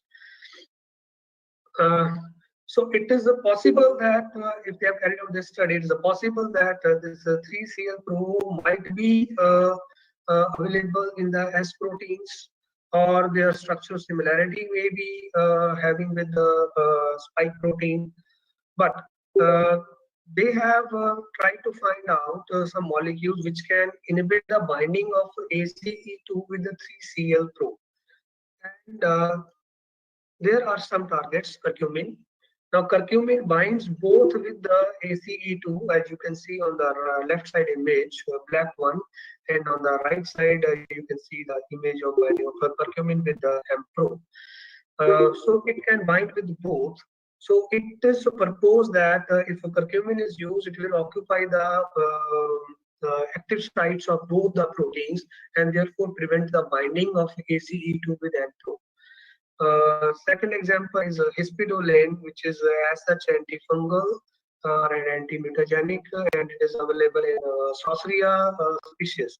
The Sauceria species, actually, this is not native to the hot areas. They are available in the upper Himalayas or in the very cold areas, but they are having the potential to bind with both the receptors, both the targets. Cestimaritine, that is another flavonoid, you can see it is available in many plants, and it can also bind with both the receptors. So in conclusion, what we say that you see the natural products which we have just discussed, they are just a representative one. More than 100 natural products have been explored through clinical studies, and they have shown to bind with the different targets which are of our interest. And because they have shown good binding potential, so we can say that the known constituents, they can be they have the potential to be explored or exploited as a good potential molecules for treatment of COVID-19. And if we see the structures of all these molecules, most of these molecules, they belong to the categories of terpenoids, flavonoids, or polyphenolic compounds. And these terpenoids, flavonoids, polyphenolic compounds, these are available in most of the vegetables, fruits, or dietary supplements which we take.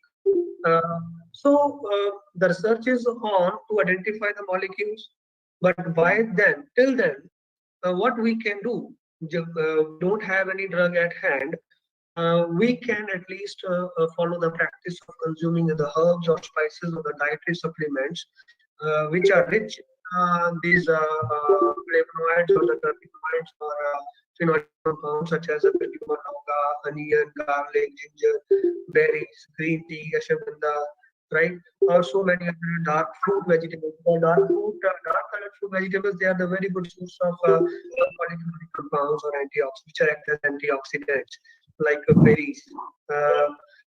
So that we can protect ourselves from getting infected, or somehow if we get infected, our body is already equipped with those natural products which can bind with.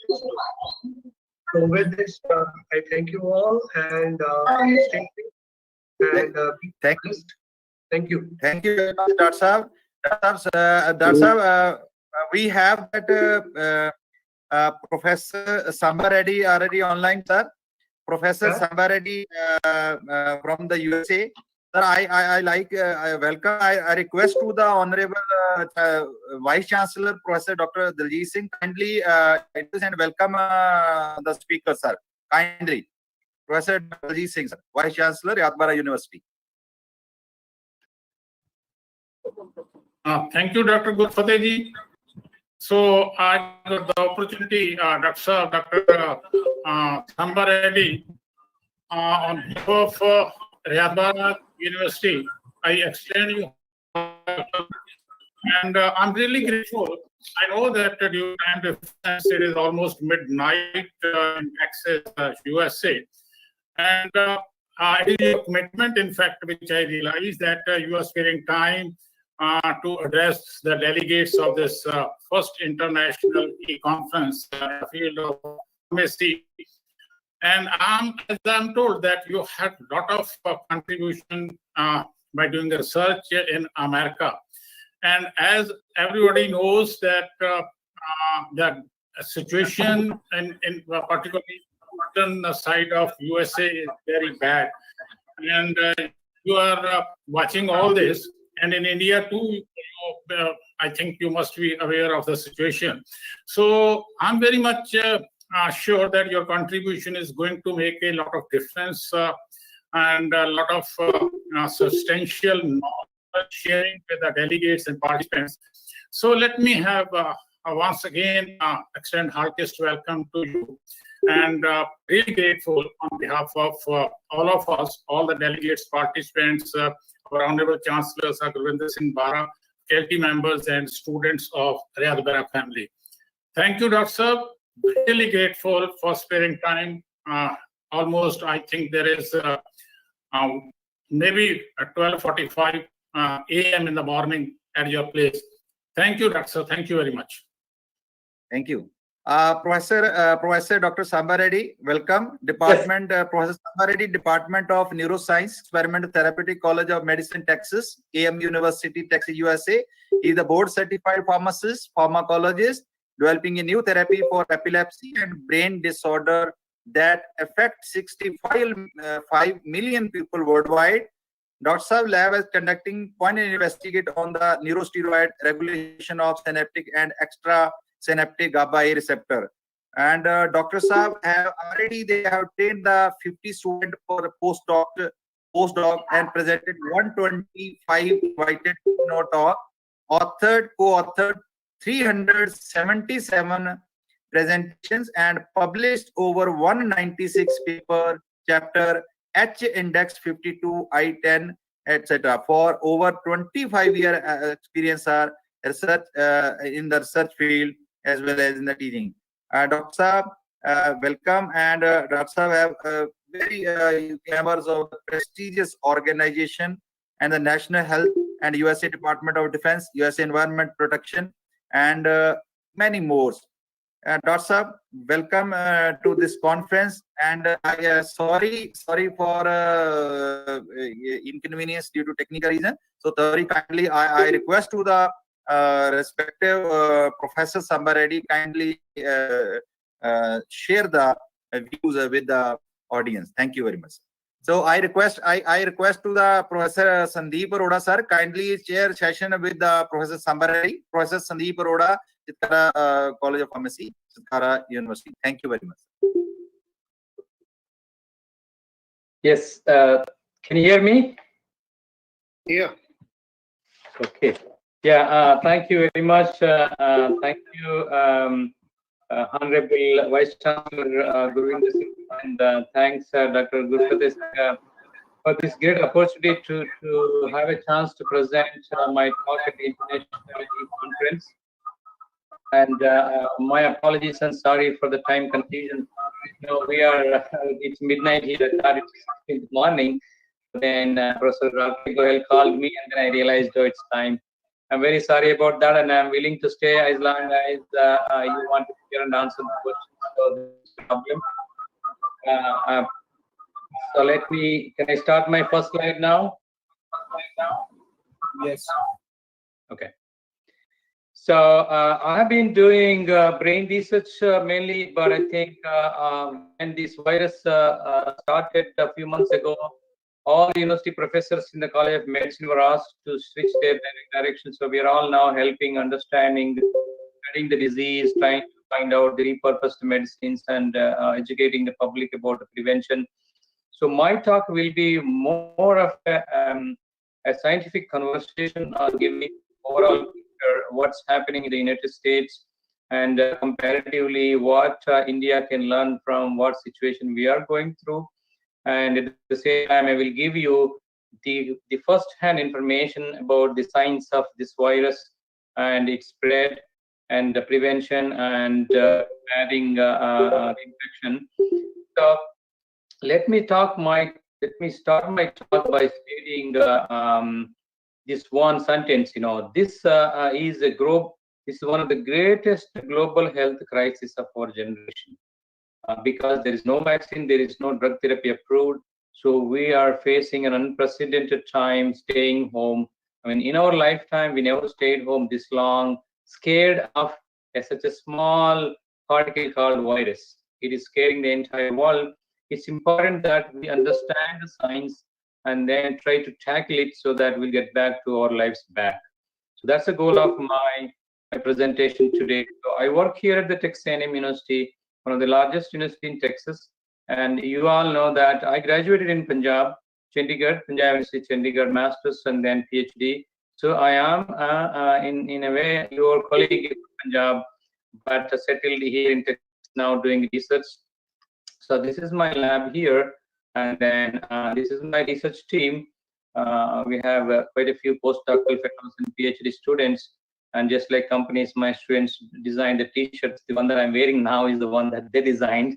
So now I'll be spending next maybe 30 to 40 minutes providing you one of the most current and very much validated scientific information on coronavirus origin, its pandemic, and then the COVID-19 from virology to the disease, and then the strain SARS-CoV-2 spread and how we can prevent, and the vaccine development efforts, the antiviral medicines, and then I take question answers at the end. So it all started in November when we had a first case in China, Wuhan, and then first case wasn't until December when pneumonia happened in one of the hospitals in Wuhan, and then they realized that this is not an old virus. So then promptly they reported to WHO December 31st, and nothing happened until March. January, first case of transmission in the US, and then world was shocked with the Chinese government closing one entire town of Wuhan to contain the virus. So then March 11th, WHO declared pandemic. That means now it is affecting every country. In the US here, our president declared national emergency on March 13th. So March 24th onwards, I think India went to lockdown. I think now you guys are still under extended lockdown. So all the data statistics that we talk are coming from the lockdown period, not even the normal times. So bear that in mind. So here is the comparative statistics. Before we jump on studying the virus, now let's compare close to 4.5 million. That's 42 lakhs people have been infected with this virus worldwide. That caused nearly 2+ lakhs. I mean, 2.7 lakh people dead. That means 6.5% mortality. Quite a few people, 34% recovered. In the US, I mean, these are the top 15 countries. The US continued to be the #1 victim for this virus. And China, which started this virus, now has kind of control 11th place. And India wasn't in this victimized game beginning, but now it reached this state almost with 80,000 cases. So this data that I'm presenting is, I think, 2 days old. I collected on Wednesday. So in the US, we have almost 13 lakh people confirmed, and then nearly 82,000 deaths, which is 6%, and recovery is about 17%. So India is about, I think, maybe as of today, 80,000 plus or something, but the mortality rate is very low, 3.2%, and quite a few people are recovering from the virus. 32% highest in the world, the recovery rate. Both the mortality rate compared to US and world, even the recovery rate is very high in India. So that's why I think it's important that the virus behaves differently in different people based on the immunity. So you already saw a couple of presentations. So this is the picture that you see every day on the TV screen. A rubber ball-like structure, a small, circular shaped virus with spike proteins all around. So very simple molecule, a simple particle, not a living cell at all. It's just a particle, then envelope, and then there's RNA. It's an RNA virus. RNA is inside. So this is a cartoon picture. So it's a very simple structure. Nothing much. Envelope, and then some spike proteins, and then a single-stranded RNA of 27 kilobase pair. So it is called genomically SARS-CoV-2, and then it's 96% identical to the earlier SARS that happened in 2003, but it's not similar at all to the MERS that we saw in 2012. And where it came from, there's a big debate, but I think this gene, I mean, this genome, SARS-CoV has 96% genomic similarity to the bat virus, and most likely we think that it came from bats to the human. So now WHO gave this name COVID-19, which is the popular name, stands for coronavirus disease 2019.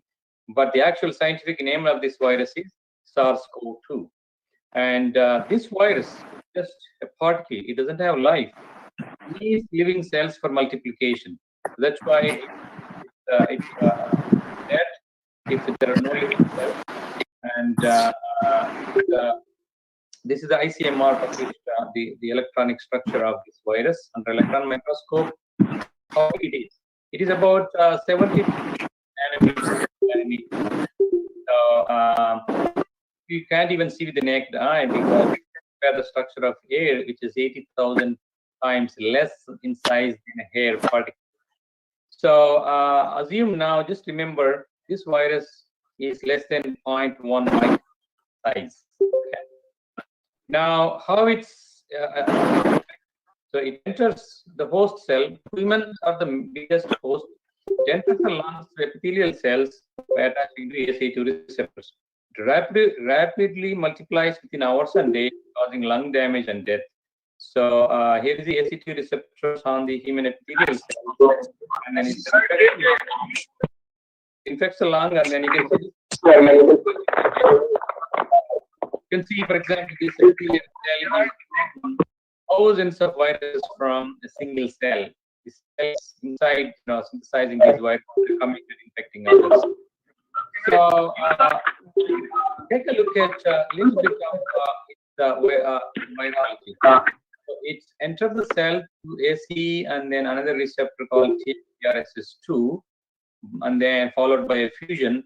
Once it goes inside the cell, it just opens its mRNA, and then by uncoating, now this mRNA uses all the cellular machinery to produce peptides. So it doesn't need anything else. It doesn't need to go into nucleus.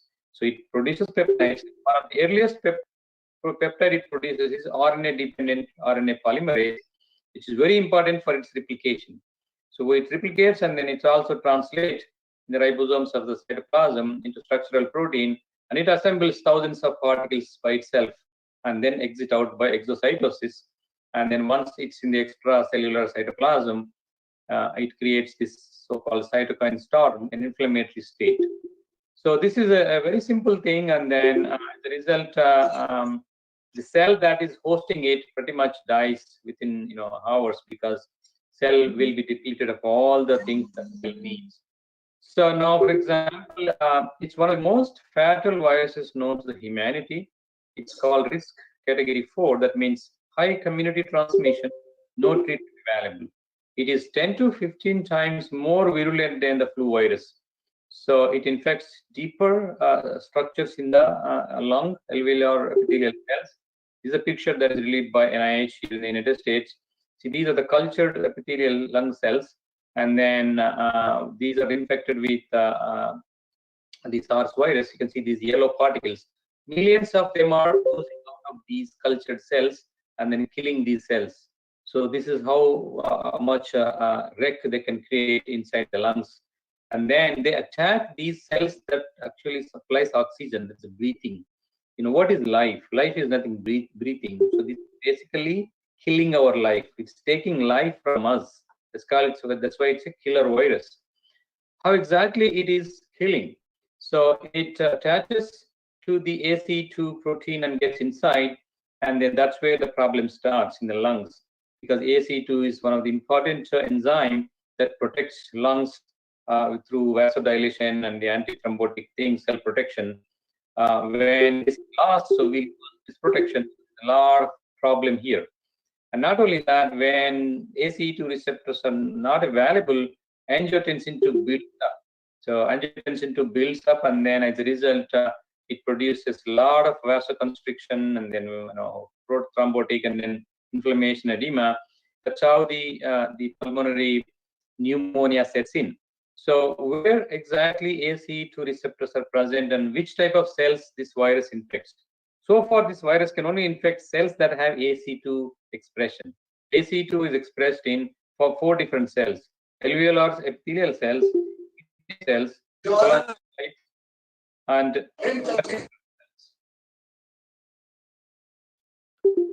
so take a look at, there is some discussion about whether this virus is mutating or not. Yes, it is mutating, but it's one of the most stable RNA viruses known.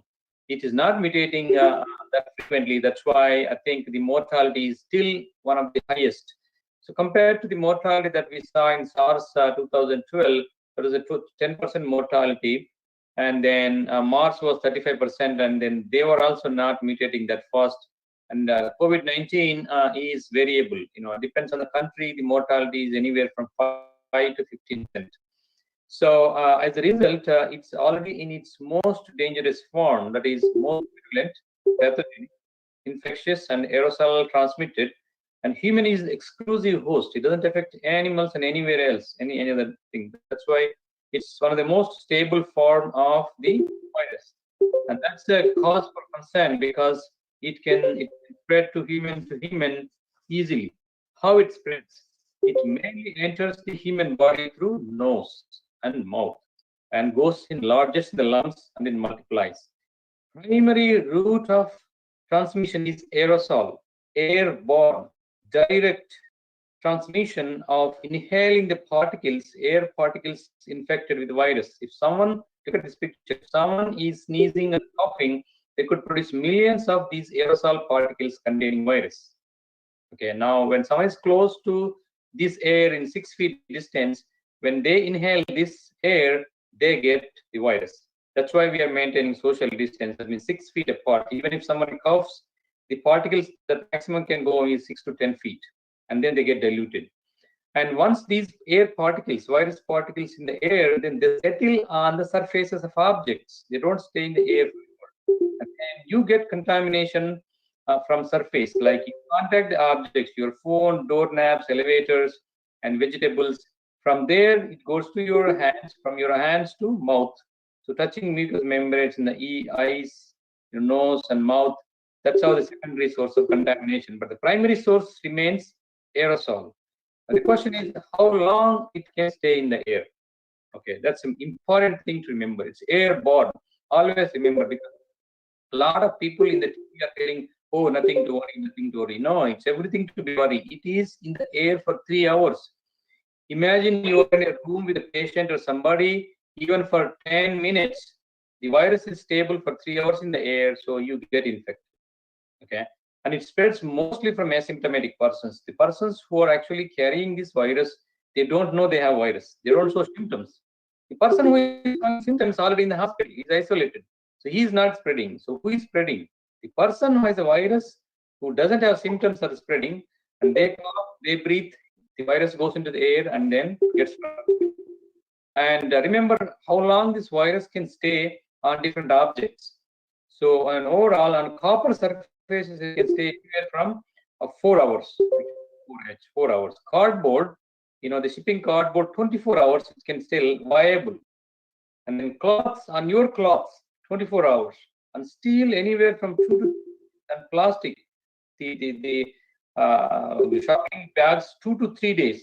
So you touch the surface of any of these, and then you touch your mouth or nose, the virus is entering your body.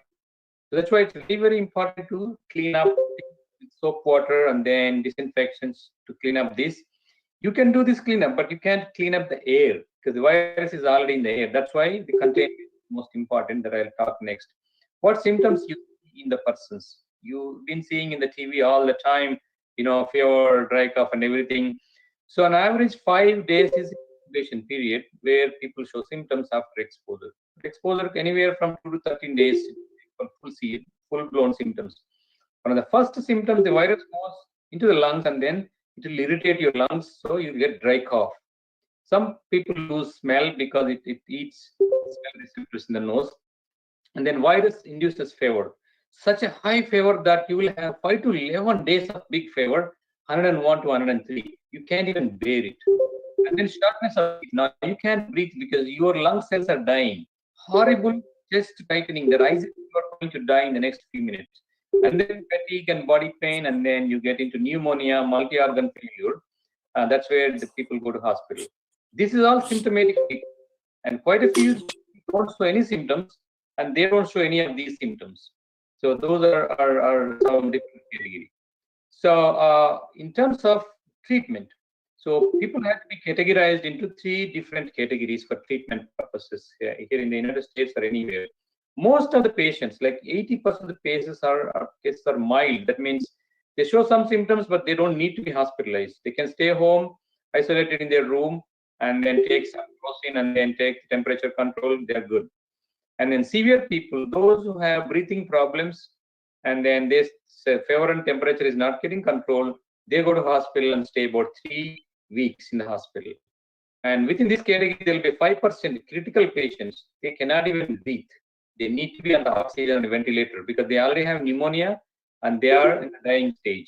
So they have to stay in the hospital for very long, and most of them will die. Almost 1 to 5% death of the people who are in the critical zone. That's why don't worry, unless you are in the 15% and the 5% category, 80% of the cases are mild, they all recover, they go fine. Okay. So you should not be worried about if you get infected or your friends or somebody get infected. Most of them will survive. Make sure that you don't have some of the problems like coronavirus affects everyone, children, adults, and elderly, but more high people having diabetes, blood sugar, cancer, heart disease, asthma, kidney, lung disease. For them, it's a prescription for death. Anytime people have these conditions, their death rate is 5 to 15%. So these are the category of the people we have to protect from the disease. Young people, good immunity status people, they all will survive. So for them, they will just bear some pain and suffering, but they all survive. But these are the cases. 65 and older, these conditions, and if they get severe attack, they are gone. So those are the people we have to protect. So the testing is done through nasal swabs. So where this virus is present, we have seen it exclusively present in the lungs. That's why the specimens where virus can be detected is saliva, sputum, nasal fluid and lung fluid, and feces also. It is not present, remember, in the blood. The virus never gets into blood from the lungs. It's not present in the urine. So that's why the best test we do is nasal swabs or collect sputum or oropharyngeal swab, do RT-PCR test for viral RNA. And it's a very slow test, but it's most accurate. And that's why it's taking time because you are taking mRNA in a BSL-2 lab facility. You can do the detection anytime.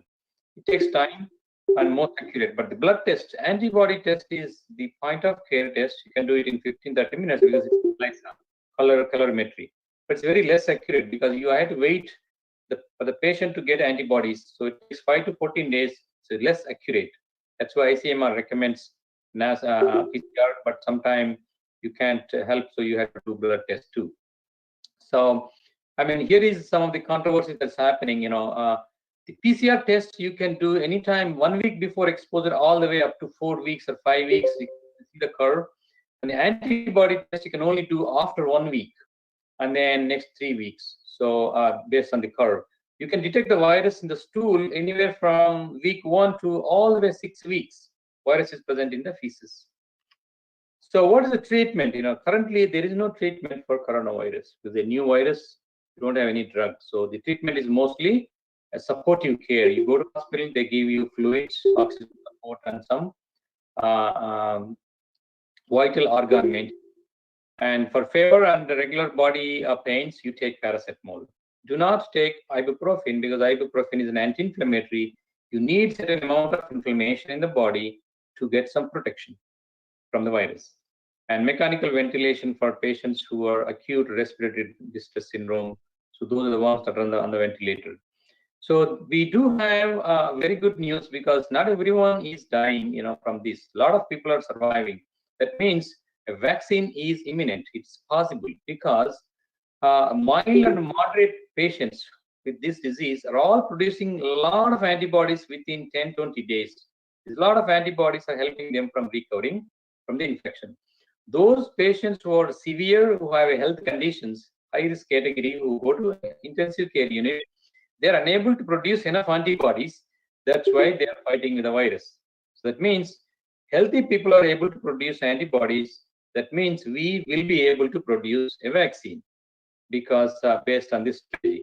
So now vaccines, nearly 100 vaccine candidates are in trials in the United States, India, Europe, everywhere. So far, only one vaccine has reached phase 2. All others are at different stages or in phase 1. And most of you need a source of antigen. The antigen is used to produce antibodies from these vaccines. So the antigens could be anywhere from the spike protein, or the envelope protein, or a piece of RNA inside. So any of these can be taken and then induce RNA. So people are using S protein, viral recombination, viral vectors of the protein, nanoparticles of the virus vectors. I mean, the old method, like you can kill or attenuate the virus particles to use as antigen to produce antibody. So you all know how antibodies work. So here is an antibody, and this is a coronavirus.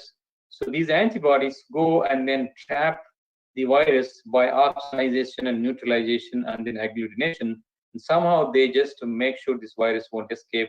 And then your macrophages from the blood, these are white blood cells, they eat this complex and then dissolve. So this mechanism has to be innate in our body. We have to let it happen, and we all recover. So quite a few antiviral research is going on, and there is no drug approved yet. Okay, all the research is going on. The first research that came from is the use of chloroquine and hydroxychloroquine. These are the first category of drugs that have shown greatest promise. They block the entry, fusion, and assembly of coronavirus getting into the cell, getting assembled, and getting out. So one of the broadest category of anti-COVID-19 drugs. And the other category are protease inhibitors, such as lopinavir and darunavir. They are still in experimental trials. And then recombinant, when the RNA-dependent RNA polymerase is the other promising category. You see this remdesivir has reached clinical trials. We do not have any protease inhibitors. These are actually ideal drugs that we need, because you don't want this RNA to be translated into protein at all. If you can cut this down, that's good. Or you can cut the entry itself by like hydroxychloroquine, that will be good. And you can use anti-cytokinins to block inflammation in the outside, like interleukins and cytokinins. So right now, I think this summary slide of the antivirals. Okay, there is no approved antiviral drug available for COVID-19. We are searching for antivirals. We are searching for immunity boosters. So the category of drugs that block viral entry and fusion and assembly, chloroquine, hydroxychloroquine, mostly from India, and they are in clinical trials everywhere. Hopefully, the current outcome will tell how good they are. Remdesivir from Gilead in the United States is also in the clinical trials, but other drugs haven't reached that stage. Only these 3 drugs have advanced. So these are in the now almost phase 2, phase 3 trials. Remdesivir is in phase 3. So let's talk about the promise of the chloroquine and hydroxychloroquine. Even though the evidence is anecdotal, I mean, these are one of the broadest category of antiviral drugs for COVID. And they have shown promise in the clinical trial in China, and that's how they were proven to be used. So then India launched the production of hydroxychloroquine, which is a safer version than chloroquine. So on April 7th, FDA granted emergency use authorization. That means any patient who needs these medicines can be given in the hospital or clinic, but not at home. Okay. So it's given 400 milligram pills for 5 days. So although there is some toxicity concern raised recently, this should not be used with patients with cardiovascular toxicity. But that's a known fact, because chloroquine and hydroxychloroquine have been used by close to 1 billion world population to control malaria, and the death rate, the fatality is very low. So that means one of the safest class of drugs for humans. So the result from the ongoing clinical trials will decide the fate of chloroquine and hydroxychloroquine, and India has the greatest opportunity to give the first FDA approved drug to the world, hydroxychloroquine. If we initiate phase 3 trial, show the efficacy and safety right away, and FDA will give approval, and India will get at least one credit launching one drug in this emergency. The remdesivir, the repurposed drug, actually, it failed to control Ebola virus. Originally, it was discovered for Ebola. It failed the clinical trials. Gilead is just keeping for nothing.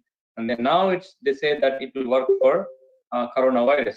And then the thing is, this is not oral drug. You had to give intravenous infusion for 10 days. That means you had to be in the hospital with intravenous catheter, which is not a good thing. Not many people want to be in the hospital for 10 days, especially in isolation wards, no care. That's why hydroxychloroquine and chloroquine, orally given drugs, have more promise. More people can take. But this drug, remdesivir, is already in clinical trial phase 3, sponsored by the United States NIH. So that will decide the fate of it. Again, it is for severe patients.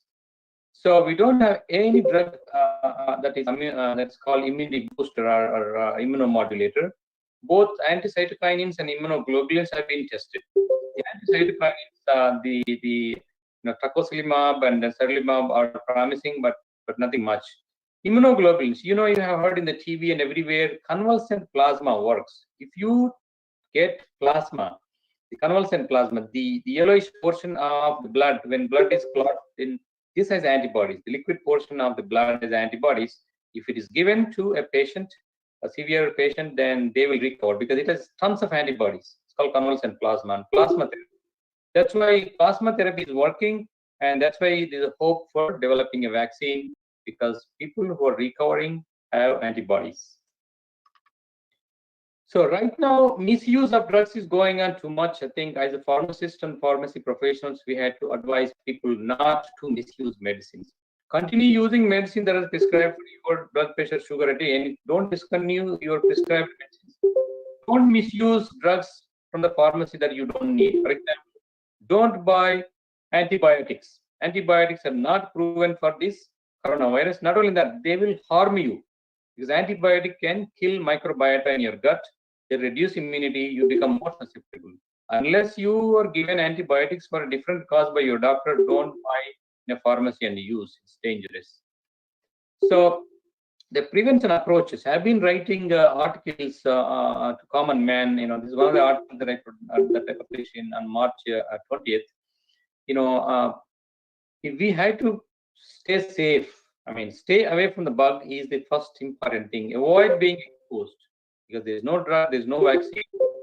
Better stay healthy by taking actions yourself. So how you can use science to guide the prevention. The two fundamental principles of biosafety: risk assessment and containment. Assess the risk of virus, how bad it is. It is spreading by air. Okay, that means very risky and it's infectious. It's killing people. These are all the things. And then you have to contain yourself. Patients have to be contained, and you better not be around the virus. Okay. So these are the 10 tips I produced on these two phenomena. Stay away from the bug. Social distancing is the word that has been introduced for that purpose. Because stay away from crowds, anywhere 6 feet distance from people who have influence. So that's called social distancing. And these 4 aspects, social distancing, hygiene, face mask, stock up, these are related to staying away from the bug. And there are 6 more items that we kind of recommending people to follow is stay healthy. That means you can build immunity by yourself. I'm going to talk one at a time. Social distancing is essential because this virus is staying in the air for 3 hours. So don't go into crowds, stay away and stay home as much as possible and use mask so that you don't get exposed. An important thing is that asymptomatic persons, you don't know who has the virus. Don't let anyone come to your home for dinner, lunch. Don't even go to anybody's home because you don't know who has the virus because they are not tested. And good hygiene, because the virus enters your body by nose and mouth. Clean your hands, because the virus has a lipid membrane, the envelope that is susceptible for detergent. You can just break the virus into pieces by detergent. So hand wash properly. Use alcohol-based anti-sanitizer if needed. The virus enters nose and mouth through the hands. That's why face matters. Frequently wash face time you come from outside, because virus depositing on your face can get into nose and mouth. And do not go to market frequently. Stock up food supplies, for a week. Just go to market anywhere once a week only. More time you go outside, more exposure you will have, and more chances you get infected and you transfer to your family and everywhere. So these are the stay away things. But how can you improve your immunity? Because this virus is not going to go away. It will stay with us for next 1 to 2 years. You better be prepared for this war. Just like you are a soldier going into a war, prepare immunity. You increase your immunity by doing these 6 things. One is, do not panic. Don't worry about the virus. Have hope and resilience, and staying that, hey, we can beat this virus by following the scientific principles. So that means you don't get into anxiety, all of those issues, because that will reduce your immunity. Always follow the general guidelines that our ancestors have introduced. Simple and balanced diet. Always eat food that is rich in milk products, yogurt, lassi, for example, cheese, and then dahi. All those have a lot of microbiota promoting substances, because in our intestine we have a capacity to produce chemicals that can fight COVID virus. And those are very important to be maintained, and you can maintain them very well by yogurt, lassi, and then dahi. Do not drink much alcohol and spicy food that will kill microbiota. Do not take much antibiotics. And always eat simple and balanced food containing colored vegetables. All colored vegetables have antioxidants. Those are very good. And always minimize stress, physical, emotional, and mental, because stress will induce cortisol, which will kill immunity. That's why you will become more infectious if you are a stressful person. That's why maintain calm. Life, you only have one life to live. Just don't worry about anything. Survive this period. Don't survive this coronavirus period. No matter your property, your status, your prestige, nothing matters. No stress. And sleep is the best medicine, because sleep induces very good amount of immunity. T cells, B cells, all kind of cells. So have a good sleep. Never get disturbed from the sleep. And then the last 2 things are must, because alcohol reduces your immunity, and it will also affect your liver, and you need a good liver function in case you are infected. And stop smoking, because you need to have good lungs to fight this coronavirus, because it affects the lungs. So these 2 are an important thing. So now coming to the mask, how you protect yourself. So always wear a mask when outside or in crowded place or in the office and workplace. If you have N95, go for it. N95 is the best mask that's available. That's why N95 means it can filter 95% of particles that are larger than 0.3 microns. Remember, our virus is 0.1 micron, but they cluster with the mucus. So the lowest size it is 0.5 micron. This can be filtered by N95. That these particles cannot go into the sieves and get into your nose. But if these are not available, go ahead and make homemade fabric mask. It can protect to some extent, because it can filter only 0.7%. That means it can filter larger particles, not the coronavirus particles. So in order to reduce the chance of transmission, don't use single layer.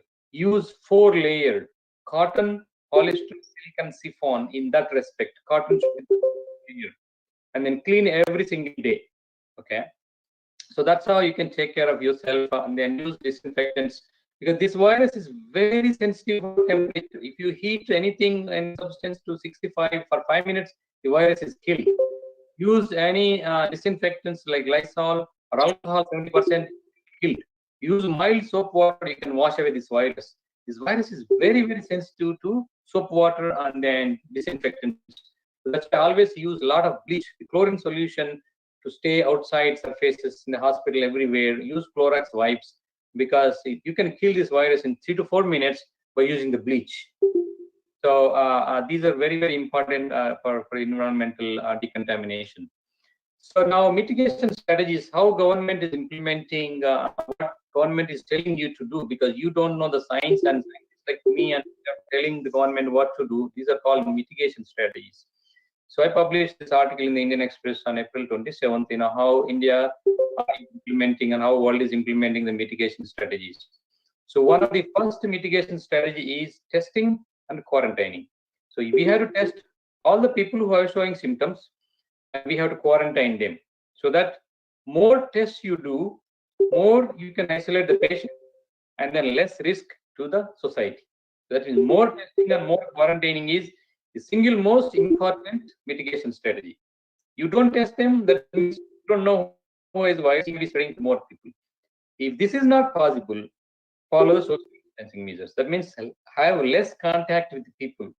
So that means you will have less chance to spread, less risk.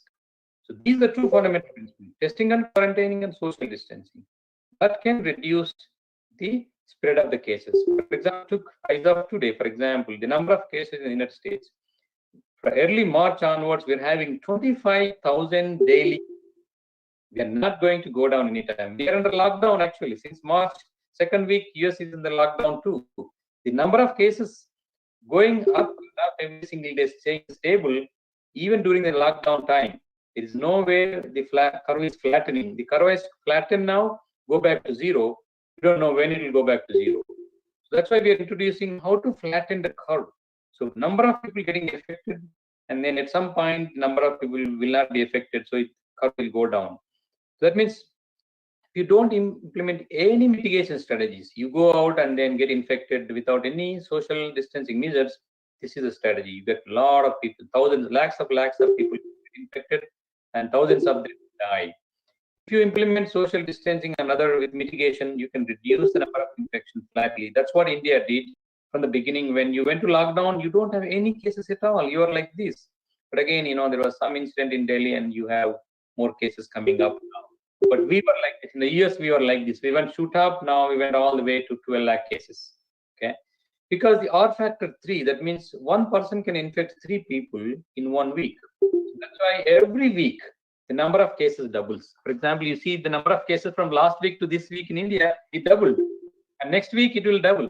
In no time, you will reach 5 lakhs, 10 lakhs, and then there's no control. I mean, if you lift the lockdown, this curve will go skyrocketing. Here is the picture today. As of today, you have more than 3,500 cases coming every single day, and your curve is not flattening. You are at the peak, and you don't know when you will achieve the peak. This curve can come like that. So here the number of cases. So that's why I think the hotspots are being managed by telling people, hey, you are in the red zone. That means very risk category, don't go out. And orange zones and green zones, those villages and towns where there are less cases, that means it's green zone. So that's how India and other places are managing the hotspots. So now I think take home is, we have how we can reduce as an individual person the virus.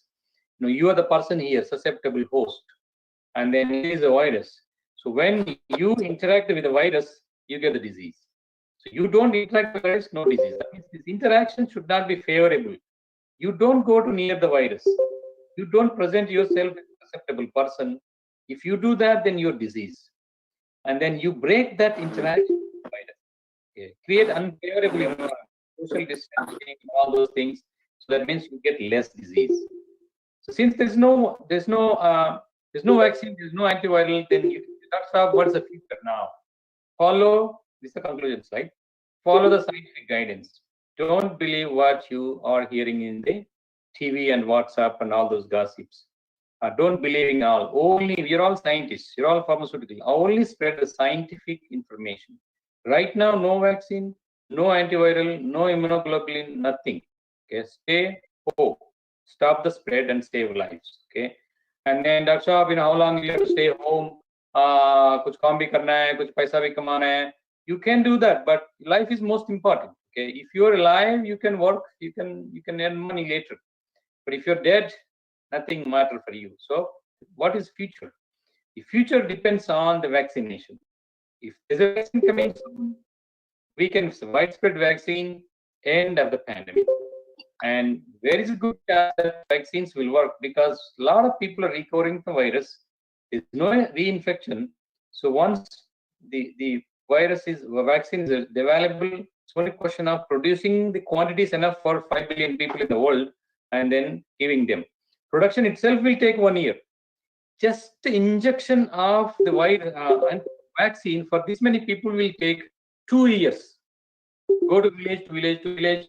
I mean, because it's injection, one nurse can only inject maybe 1,000 persons a day. So that long it takes. So have a hope. Vaccine is coming, but it'll take a little time. And then the antivirals are only like band-aid.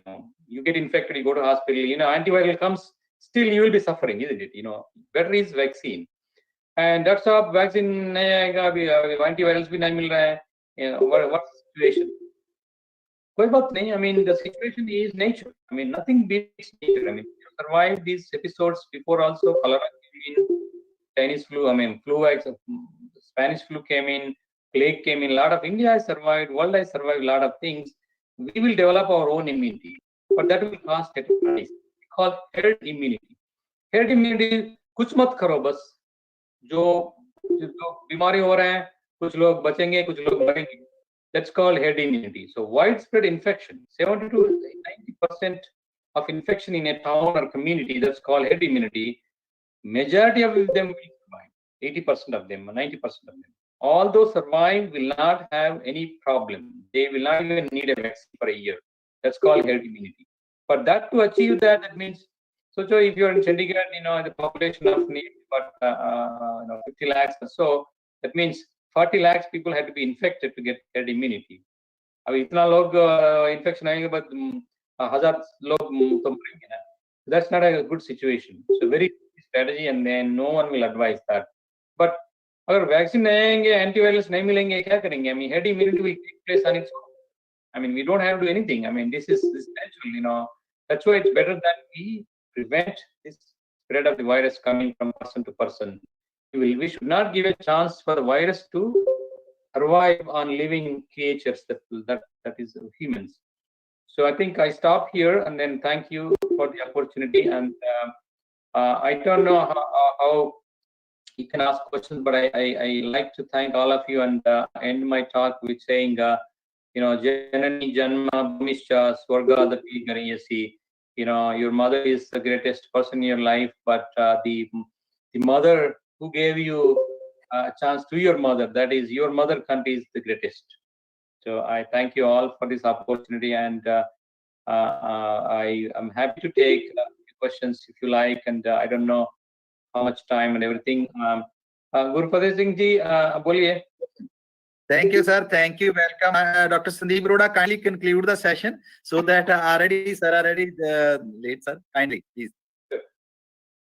Dr. Samareddy, privilege that we had a talk from you finally on the current perspectives through which the corona possible therapies for corona are being discussed and researched and tried all over the world. And US has taken a lead in many of these type of things in the past, and presently you are there in the center of the hotspot.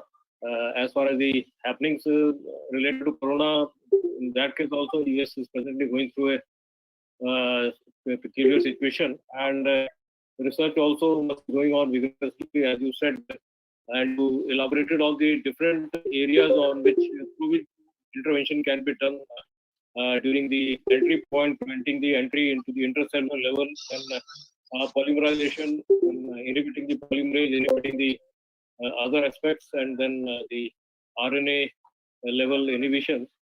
Then the possible of acting on the associated morbidities and symptoms, ARDS, by inhibiting the cytokine storm. Actually, these are some of the areas that you outlined as the possible areas where the audience, which comprises of the postgraduates as well as the PhD students, as well as some good academic researchers, I think they can take a good lead, and some of the other things can develop and gradually may take some lead into translation research. As you said, it is taking time that vaccine and other things are in the slow phase, and translation will take some time. Naturally, as you outlined again, developing immunity by as many possible aspects as possible, including the stress management also, need to be taken care of. As a whole, a very rounded lecture, and giving very good insights on the possible areas in which research can be taken up. And I wholeheartedly thank you as a part of the this conference committee, and also I think also as the audience, that we have been able to interact with you. And there are some questions, I think, as Dr. Gurfateh has said, that this conference organized by Rayat-Bahra College of Pharmacy, they will have a separate chat sessions, and questions will be coming through in a short while, or maybe after this session. And people will be very happy to have some more insights via those questions. Sure. So, once again, thank you very much for Dr. Gurfateh has very Dr. Goyal sir, Dr. Goyal kindly thanks the Dr. Reddy sir. Sorry, Doctor sir, the very late time. No problem. Kindly, Dr. Goyal. Dr. R. Goyal. Personally, I thank you for taking an invitation from our side to be part of this conference. And I'm sorry if there's a miscommunication. If there's a miscommunication in your on this podium. So even you are agreeing to at the 1:15 in the morning to address the gathering. So that's a greatness of you. So I personally thank you very much. Thank you. Thank you, Dr. Goyal. I think thank you very much for inviting me for the opportunity, and you all stay safe, okay? Thank you. Actually, thank you very much, Dr. Sabha Reddy. And we have the president of former president of Indian Pharmacological Society, Dr. Dinesh Kumar. We have that guest, Professor Dinesh Kumar. So, and Professor Dinesh Kumar, sir. Sir, am I audible? Yeah, audible. Sorry, Dr. Sambareddy, thank you very much for giving us the important time and informative session. Thank you very much from the core of the heart, from the Rayat-Bahra University. Thank you all. Thank you very much. Before to start this session, so I would like to thank the Professor Dr. Gulshan Bansal sir and Professor Suresh Kumar sir, that Department of Pharmaceutical Science and Drug Research, Punjab University, Patala, and Dr. Secretary of APTI, Punjab, and Professor Gulshan Kumar, professor in the Punjab University, Patala, for giving that role of natural product in COVID-19 pandemic. Hello. Yeah. Yes, sir. Hello. Hello, Dr. Dinesh Kumar, sir. Sir, can I just go ahead, because we are in the hospital. Sir, we are on the hospital and on the site. Dr. Dinesh Kumar, sir. Sir, we are on the hospital. Yes, sir, I am in the hospital. Okay. Hello. Hello. Welcome. Yes. Sir, we are in the hospital conducting. Hello. Yes, sir. Audible. Dr. Dinesh Kumar, welcome. Dr. Dinesh Kumar, former president of Indian Pharmacology. Thank you, sir. Thank you. Thank you very much. We are in the hospital. Hello. Right, we are in the hospital at Basta, which is an identified area of the ICMR, to conduct the zero prevalence COVID test. Because it was just discussing offhand, all the discussions going on, that how the government policies and all those things will be coming out. So I would like to tell you that ICMR has taken a stand to selected some 60 districts in India, which are actually coming into the zone of 3-4. That means where the cases of not more than 10 or 1 are reported. So 66 were doing the survey to get the immunity status of the population. Now I am one of the group leaders of the survey. We are at a time doing something like 5 villages, 200 samples will be collected and we will go back. I am sorry for any disturbance in the video. On behalf of ICMR, I may like to tell you 3 things, sir.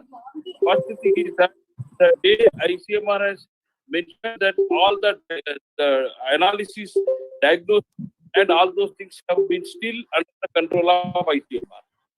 All the state governments are reporting the number of cases to the ICMR portal system. There are now, I think we are crossing around 70,000 cases till today, which are positive cases. And our recovery rate is very good. Most of our patients, only 4% of the patients, they have used the ventilators. Otherwise, there was no need for the discussions are on what should be the standard treatment guidelines. In the standard treatment guidelines, ICMR is making a combination of one antiviral drug and a chloroquine, and which they may be effective, but still the results are not positive. But I may like to tell you the recent Lancet letters. They have shown that the interferon 1B, ransomware, and the chloroquine has shown very good result, which has reduced the disease pattern of 30%. Then coming to the natural drugs or Ayurvedic formulation, still the clinical studies have not started working. They are under the process. And every day briefing which ICMR is giving, they will collect every day at the night. They have established something like a sub-control room in all over India. They will have a meeting, conference call like a police people. They will be taking the same information is being taken from different ICMR centers. Coming to the other issues with the COVID is that BSL-3, BSL-4 testing facilities in India are quite number of establishments have come out. And the research work with the virology or this thing at present is NIV Pune is an authority. We have taken the structures of this thing. I think there are some 8 to 10 drugs which are in the pipeline with the NIV. About the vaccine, Bharat Biotech and Serum Institute are desperately trying to get the vaccine rate done. But I can tell you that, sir, it will be less than 5 to 6 months to the day when the vaccine will come into the market. This is what I want to share on behalf of me, on behalf of my institute. And if you have any more questions, you have to go on to our work. And I will be very thankful to you for giving this opportunity to share my views, sir. Dr. Haralokesh Narayan Yadav kindly conclude the session, and Dr. Haralokesh Narayan Yadav from All India Institute of Medical Science Pharmacologist kindly discuss the view and conclude the session.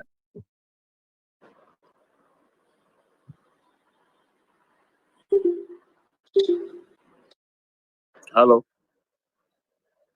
Hello. Dr. Haralokesh Narayan Yadav, are you listening?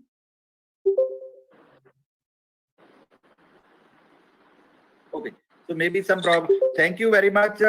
Thank you very much, Dr. Dinesh sir. And immediately you have joined. Thank you very much. Thanks for the sharing the knowledge. And thank you, Professor Dr. Reddy sir. Already have discussed a lot of things on the coronavirus. And thank you, Dr. sir. And you can see made the scientific conversation on the coronavirus outbreak. And the moderator for the session with the Professor Sandeep also thanks Dr. Akit Goel sir. And sir, I may like to tell you, sir, ICMR is working 24/7 and just providing the guideline as and when they are evolving. Then coming to the policy matters, these policy matters are directly being linked with our meeting, and we are able to record everything. And I must appreciate that you have taken a very big lead to have a discussion of such nature, and this will go long, sir. And it will create a big awareness among the scientific community, because global warming, climate change is going to be a serious cause of concern in future days to come, which is never a subject in pharmacology. Now it has become important that the subject is introduced very soon. Thanks a lot. Good day. Bye-bye, sir, everyone. Thank you very much, sir. Thank you. Thanks once again to all the professor, especially Professor Samba Reddy sir, Professor Dr. R.K. Goyal sir, and Dr. Professor Sandeep Arora, and Professor Dr. Puneet Kumar Bansal, Head Department of Pharmacology, School Applied, Central University, Bhatinda. Thanks for Dr. Suresh Mahar. Thank you very much, Professor Gulchan Bansal sir, Department of Pharmacological Pharmaceutical Science and Research, Punjab University, Patiala. So the next talk, I request to Dr. Harlokesh Yadav. Are you listening, Dr. Talian sir? Dr. Harlokesh Yadav, Dr. Talia Rajiv Talian. Dr. Yes, Gurfateh, sir. this session, Yes, we have to continue Dr. session. Dr. Gurfateh, I am just having clear, audible and visible also. Dr. Rajiv Talian, thank you. Welcome to Dr. Sir, this session. And Dr. Harlokesh Yadav from AIMS, are you listening, sir? Dr. Harlokesh Yadav. Okay. So I think that we will start with the Dr. Harlokesh Yadav. Kindly, Dr. Sir, unmute the audio as well as video. Dr. Harlokesh Yadav. Dr. Gurfateh, is this session over or we have to continue with the new session? What is it? Just tell that. That's how we are continue the session. The session is not over. Just our talk. One is the Dr. Harlokesh Yadav and Dr. Arvind from the AIMS, New Delhi. The session is continued. So all delegates kindly stay. I have another meeting in the university, so I'll come join back by maybe 3 or so. Kindly, Dr. Sir. Kindly, thank you very much, Professor. I require Dr. Harlokesh Yadav. Are you listening? Yes. Dr. Kindly, Dr. Harlokesh Yadav, kindly audio and video on the audio and video button.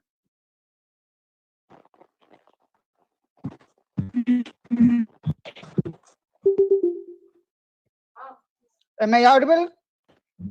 Yes. You can start, Dr. Harlokesh. Dr. Harlokesh Yadav. So, Dr. Sir, first I would like to thank Dr. Harlokesh Narayan Yadav from Dr. Sahab already involved to the teaching in undergraduate and postgraduate MBBS, MD and mentoring the PhD student in All India Institute of Medical Science, New Delhi.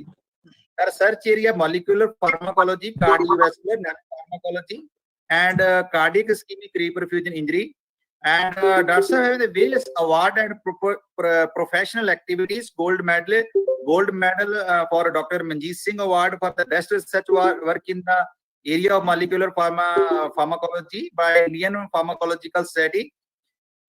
Gold medal for NN Datta Prize for the best published work in Indian Journal of Pharmacology by Indian Pharmacological Society. Membership the various governing bodies, Indian Pharmacological Society, National Academy of Medical Science, New Delhi, and life member of various other prestigious organizations. Dr. Sahab has already experienced more than the 13 years in the experience in the research as well as and number of research publication research as well as the review publication in the international and national journal. Welcome to this platform, Dr. Sahab. Welcome. And we have the next Dr. Rajiv Talian, they will chair the session of this Dr. Harlokesh Yadav. And Dr. Rajiv Talian is a pharmacologist in the BITS Pilani, that is BITS Pilani, Rajasthan. He is an eminent pharmacologist, and Dr. Sahab has a lot of publication in the international as well as the national journal in the governing body, and a lot of research. Funded research already working on the funded research, and even the members of the Indian as well as the UK as well as the USA Pharmacological Society. So welcome to this international e-conference, Dr. Sahab. Welcome to you. Kindly now I request to the Dr. Harlokesh Yadav kindly share the view and discuss with the with the audience. Kindly, Dr. Harlokesh Yadav and Dr. Rajiv Talian kindly can chair the session. Dr. Rajiv Talian. Okay. Thank you, Dr. Gurfateh. So I request now Dr. Lokesh, you can start Okay, your hello. presentation. Hello. Am I audible? Yes, yes, you can start your Hello. presentation. Okay. First of all, I would like to thank Rayat University, management of the Rayat University, and Professor Gurfateh that they have taken the good lead and organized this very nice conference. And when we are talking about the coronavirus, it is a large family of the virus affecting the animals and including the human beings. In human, it attack on the respiratory system. It may cause the starting from the common cold, and it may cause the severe syndrome of the respiratory syndrome, that is the severe acute respiratory syndromes. And this COVID-19 is the totally new disease caused by the coronavirus. No one was knowing about before the outbreak began in the Wuhan, China in November 2019. And when you are discussing about the symptoms, there are three major symptoms. One is the fever, dry cough, and the tiredness. These are the more frequently symptoms. Other symptoms may be the nasal congestions, problem in the breathing, and so on and so forth, depending upon the person to person. Friends, when you see the structure of the coronavirus, it's just like at the fruit of the datura. It consists a lot of the spikes on its surface, and these spikes are made up of the glycoproteins. Once this virus come in contact with the in the body and in the mucosal membrane, it is the ACE2, what somebody has already discussed. ACE2 play a very important role. It binds to these spikes of the glycoproteins that that is made up of the glycoproteins, and it is the ACE2 that facilitates the entry of this virus into the cell. It is the first point of the beginning of the infection. That is the ACE2. What is the ACE2? ACE2, the angiotensin converting enzyme, having the opposite action of the ACE. ACE which act on the ACE1 and produces ACE2. ACE act on the angiotensin 1, produces angiotensin 2, which is a potent vasoconstrictor. This ACE act on the angiotensin 1, that is the octapeptide, it produces the 1 to 9 fragments. May act on the angiotensin 2, that is the decapeptide, it may produce the 1 to 7 fragments. And these fragments, it is a potent vasodilator, unlike to the angiotensin 2. And in the normal human beings, there's a balance that exists between the ACE and ACE2.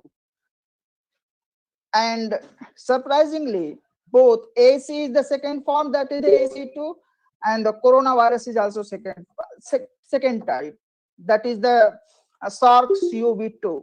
Both are having very good friendships. In the literature report, it has been reported that this ACE2 having 10 to 20 times more affinity toward the SARS-CoV-2 as compared to the previous one. And when this ACE2 come in contact with coronavirus, it facilitates the entry of virus into the cell. It means ACT acts as a keyhole for the entrance of the virus into the cell. And in other hand, if you see the persons having the deficient of this ACE2, like the elder persons, they are more susceptible for the development of the severe form of the infections. Here the paradox role played by the ACE2. That is, it is the importance for the entry of the virus into the cell, and where the elder person who are having the deficient level of the ACE2, the more susceptible to develop of the severe form of this disease. Friends, this ACE2, the major site is of the formation of the ACE2 is the endothelium. Once it's produced by the endothelium, it facilitates the entry of the virus into the cell. And once it comes into the systemic circulation by the action of the ADAM17 enzymes, that is the form of the metalloproteinase. And once this ACE2 comes into the systemic circulation, it produces protection against this coronavirus. And this ACE2 not play important role only in the coronavirus. It also produces protection to other viruses. A group of the scientists in 2014, they have been reported that this AAC2, this is the circulatory AAC2, produces the lungs injury against by the influenza A virus.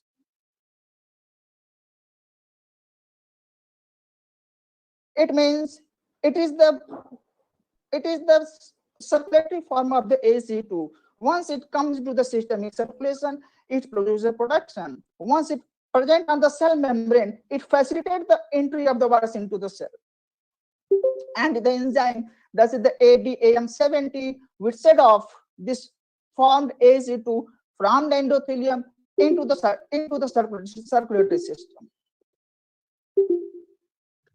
And if you see the women cases, in the women cases, it has been reported that these women are the more resistant toward the COVID-19. And if you go through the literature report, it has been reported that it is the estrogen which facilitates the production of AC2, upregulation of the AC2, and increase the activity of the AC2. That is the one of the explanation why the female are having the more resistance to develop more severe form of this disease as compared to the male. And friends, in the new research carried out in the China in 1099 patients, it has been reported that only 0.9% where the peoples were observed find out below the age of 9 years, and only 2% peoples were found below the age of 19. It means the youngest are having the resistance to develop more severe form of this diseases. And their plasma level of the AC2 is comparatively very high as compared to the adult one. If you correlate, it means it is the circulatory AC2 which protect the severe development of the severe form of the virus, and once this present on the cell, it facilitates. That is the AC2 that play a very important role. If you see in the case of the risk factor like the hypertension, risk factor of the diabetes mellitus, risk factor is the elder peoples, and also other cardiac disease, where they are more susceptible for the development of this type of the infections. And if you go through the literature, in all cases, either the diabetes mellitus or hyperlipidemia or age condition or the hypertension or other cardiac diseases, the production, expression and activity of AC2 gets significantly decreased. It means it is the AC2 that may play a prognostic role for the management of this COVID-19. It is totally new. No one is knowing. No any drug has been known till date. We can correlate this AC2 with our other situation, other upregulator. In the new research carried out by the Northwestern University, they reported that it is the vitamin D. During the severe deficiency of the vitamin D, the number of deaths were more, and number of the severe form of this disease were more. And if you correlate this vitamin D with AC2, what literature is saying that during the severe deficiency of the vitamin D, the expression and activity of the AC2 gets significantly decreased. It means vitamin D may be upstream of the AC2.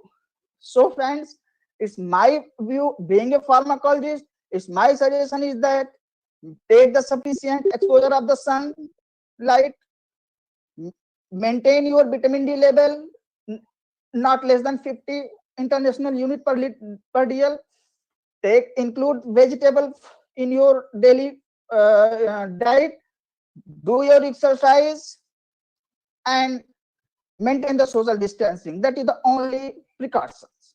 Thank you very much.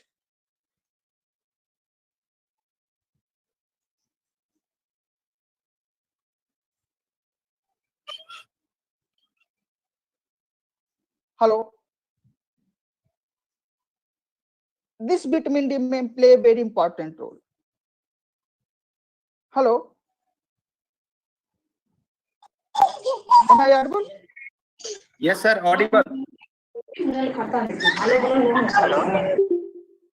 Kindly, all participants, mute the buttons, audio and video. Kindly, Dr. Harlukesh, audible, kindly. Thank you, Gurfateh, for giving opportunity for sharing our view. And it is the natural disease, and we can say it is the natural remedies are already available, and that is the our advice is to give the maintain the vitamin D level sufficient. Vitamin D and AC2 may be a new target site for the management of this disorder, and there's a need of the more clinical trials.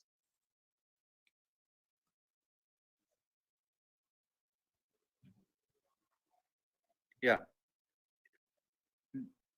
Dr. Talian, sir. Dr. Harlukesh Nayan Yadav.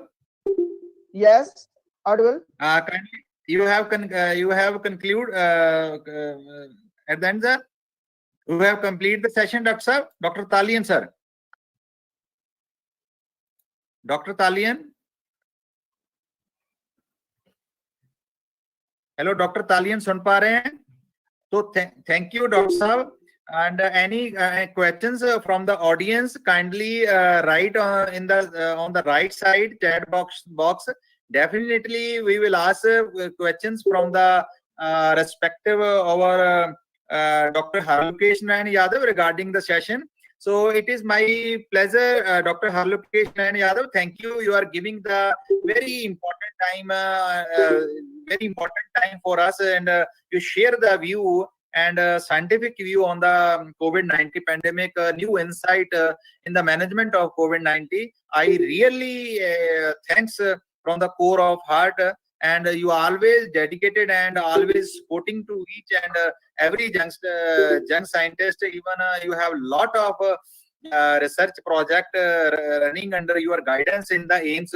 I know you are the very busy person and a very scientific sound person, but you are giving time to time support to each and everyone. Dr. Rajiv Talian, are you listening? Maybe some problem. Next speaker, it's my pleasure to announce that we have the Dr. Arvind Kumar. Dr. Sahab, kindly unmute the audio and video. And this is Dr. Arvind Kumar, Department of Medicine, AIMS, New Delhi. He is awarded with the EPICON 2014 Original Paper Merit Award at 75 Annual Conference of the Association of Physicians of India, EPICON 2020. Also awarded with Atal Swasth Bhushan Samman 2019 by Honorable Speaker of Lok Sabha India and Director AIMS on 21st December 2019. KB Sharma Trophy for the best contribution to corporate life of Maulana Azad Medical College 2002 by Chief Minister of Delhi, Ms. Sheila Dixit. Prime Minister Mr. Modi address in the Mann Ki Baat on 29th December 2009 with acknowledgement and appreciate for the Sankalp 95 KR 95 batch social service work. Prime Minister of India PM appreciation for the SAMI relief contribution in February 2005.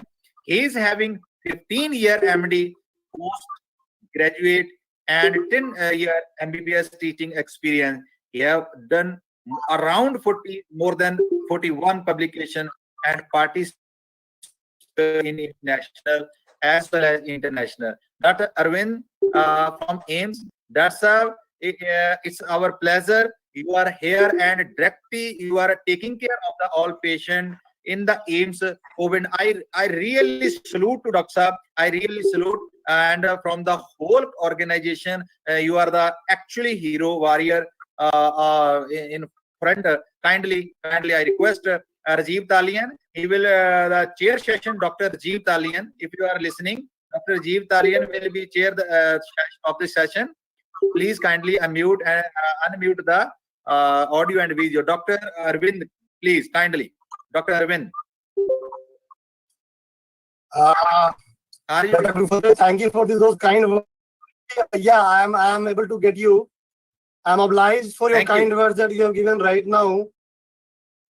I am on the screen. Would you please guide me how to upload my slides, how to share my slides? Dr. Sahab, there is a third number button. You have already said third number button. Screen. Dr. Sahab, kindly third number button. Yes. That screen kindly select the screen button. Kindly press the screen third number button. Yeah, I press the screen. Then afterwards. Afterwards, share that you will see that share button. Then when you share, then your screen will be shared to the all audience. Dr. Sahab.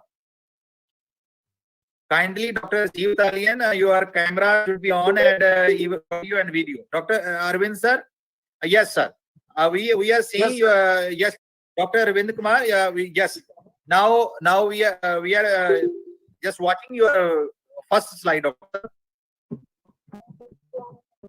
Okay. So, thank you very much for this giving this platform to speak my experience with the management of COVID-19 patients. Basically, I am involved at AIIMS New Delhi managing mild to moderate cases. We are dividing them in mild, moderate, severe.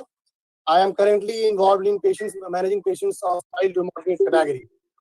So, my dear friends, I have been to the last lectures of Dr. Samba Reddy, and it was really a great pleasure because he was so extensive in his presentation that he had almost covered most part of, our experience here in India. So, my presentation would be targeting to sort of very basic approach that we are doing here in New Delhi. So what we do that once we are getting our patients, and in the first go we are trying to categorize, we are deciding our treatments, and once we are able to segregate them depending upon mild, moderate, and severe, whether to keep them in SDU, ICU, or in general ward isolation. Then we are proceeding with proper treatment and starting with proper following guidelines given by Ministry of Health and Family Welfare. So I would be dealing lecture in these following things. So practically speaking, you can classify all your patients in three categories: mild, moderate, and severe. All those patients were coming with COVID positivity for an influenza-like syndrome or mild cough without any compromise in respiratory rate, that is less than 24, or saturation if it is more than 94 in room air. We are categorizing them in mild cases. The time you have respiratory rate 24 and saturation less than 94 in room air, you categorize your patient in moderate category. If you move ahead and your patient is in respiratory distress, that means the respiratory rate is higher, more than 30, and saturation falls down further to 90 degree, you classify them in severe category. So once we are able to categorize them, then we decide which are the patients who need admissions. So as per now, guided by government, India, till date, we were admitting all the patients, whether they were mild, asymptomatic, we were admitting. But gradually, we are shifting towards a time where we are not going to admit asymptomatic and mild cases, and there are proper guidelines coming up that we are able to isolate them at home only. Now, once the patients have a rate of more than 24 or a saturation of less than 94, or both these features are there, even there is some confusion or hypotension, we are admitting these patients. And in patients where you find symptoms, none of these features, but even if they are COVID positive and they are high risk of severe disease, then we are admitting these patients. So what are high risk of severe disease is any patients who are 65, 60, patients with cardiovascular status like diabetes, hypertension, and any chronic system disease like chronic lung disease, chronic liver disease. So we are admitting these patients with even they are mild, have a mild disease. All those have mild disease, we are just giving antidepressives, paracetamols, and we are trying to manage the symptoms. The patients who are symptomatic, at this point of time, I must go with Dr. Samba Reddy that we don't have enough evidence, but to all mild cases at Coordination of Medical Science, we are giving hydroxychloroquine. And let me tell you, all of you here, that our experience is good. We are here yet to publish our data, but I can say at this point of time that our experience with ISCQS has been very, very good. So we are giving in the doses of 400 mg BD for day first, and then 200 mg BD for 5 days. This is the regime that we are following in mild to moderate cases. Antibiotics and oseltamivir I have written here, they are only given, they are recommended. So now, as I told you, that those patients who are not at high risk, who can be just managed at home isolation, the gradually this protocol of managing them at home is coming up from Government of India. Those patients who are hospitalized, we are trying to manage, maintain the oxygenation above 54 with support, with preferably not giving them a rebreathing mask, because these are the things which will generate more aerosols, endangering the life of healthcare workers around. So this is what is recommended, preferably not a non-rebreathing mask, not from NIV, and we continue with all other conservative management. Of course, you like to closely monitor these kind of patients. Besides this, as to stress on this, that empirical antimicrobials with amoxicillin, doxycycline, or erythromycin, these are preferable. Unless they are indicated, we are not giving them. With erythromycin, we have a major of QT prolongation with SCQS. So when we are feeling to give, we are monitoring the patients very closely. As far as nebulization is concerned, MDI is preferable above nebulization for the very well-known fact, because once you nebulize the patients, you are going to create more and more aerosols. Now, I want to stress more here on awake self-toning, because this is one of the very simple thing which, as a researcher, as a clinician, as a common man, if this message is spread that these kind of maneuvers are helping, and we have evidence now to say that this may reduce ICU admission, and this will also reduce and buy time for a patient for reach from house to hospital, because COVIDs are the patients, once they are setting in hypoxia, the rapid by which they are going into severe respiratory failure is very, very high compared to any other disease. So, but with these simple maneuvers, you can buy time by your own maneuvers, not letting the patient go rapidly into hypoxia, and these can be easily done by pillows and reclining in a prone position. How it is done, I'll just like to mention is 2 pillows, one at the head end, 2 pillows at the chest, then you leave space for abdomen, 2 pillows at pelvis and 1 at lower down. I tell the patients in this maneuver, you can, facilitate patient for an easy breathing, then patient would not face rapid hypoxia, and then he or she might be reaching hospital comfortable time. So this is something which is usable, and this is something which so this is a position. Once someone is being transported even from home, you can do this maneuver, and we have evidence for this. So as we have known this, we should also understand the contraindications of doing this.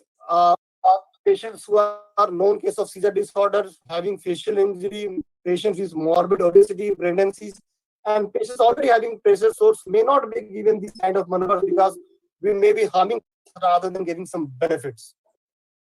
So again, I reiterate that till date, still we don't very as far as far as the antivirals or treatment is concerned. But drugs, as many of them has been shown some evidence, they can be, and an approach by a clinician at bedside is very, very important. As I already explained that this regimen we are following almost all patients of mild to moderate cases of 400 mg on day 1, then 200 mg BD for next 4 days, and we are indeed having a good experience.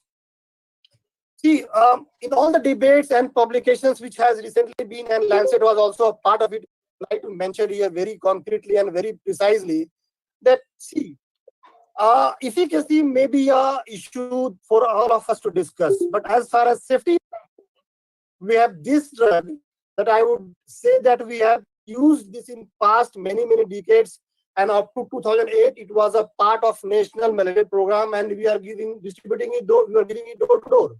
So as far as safety is concerned, it is a safe drug. There has been some, inflated kind of publications, but to me, in my 15 years of experience, I haven't met any endangered kind of side effects which we read. So we are just cautious at bedside. Drugs could be easily given. Safety, indeed, is not a big concern. So, we all have it also, and we know that it has 2 to 3 mechanism by which it acts.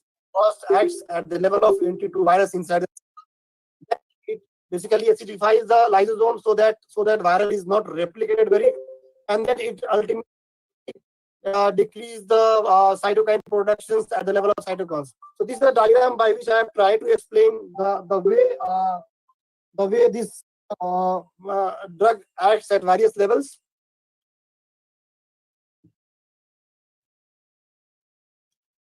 So definitely, if you talk of evidence, we need to have more and more RCT, which is to concretely say, and this is a drug which India can give to the world by conducting these phase 3 and 4 clinical trials. So we are on the verge of giving some data to India and to the world that this drug would be useful. So now, inpatient supplemental oxygen is one of the concomitant therapy that you need to be with HCQS. The side effects we should be aware of. This known case of epilepsy and porphyria, we must be avoiding this drug because these are known contraindications of this drug. The other side effects of this drug, which may not be a very concern, because these effects will not come very early. Bone marrow suppression, cardiomyopathy, retinopathy is not recommended. Something which you see in a period of 5 days.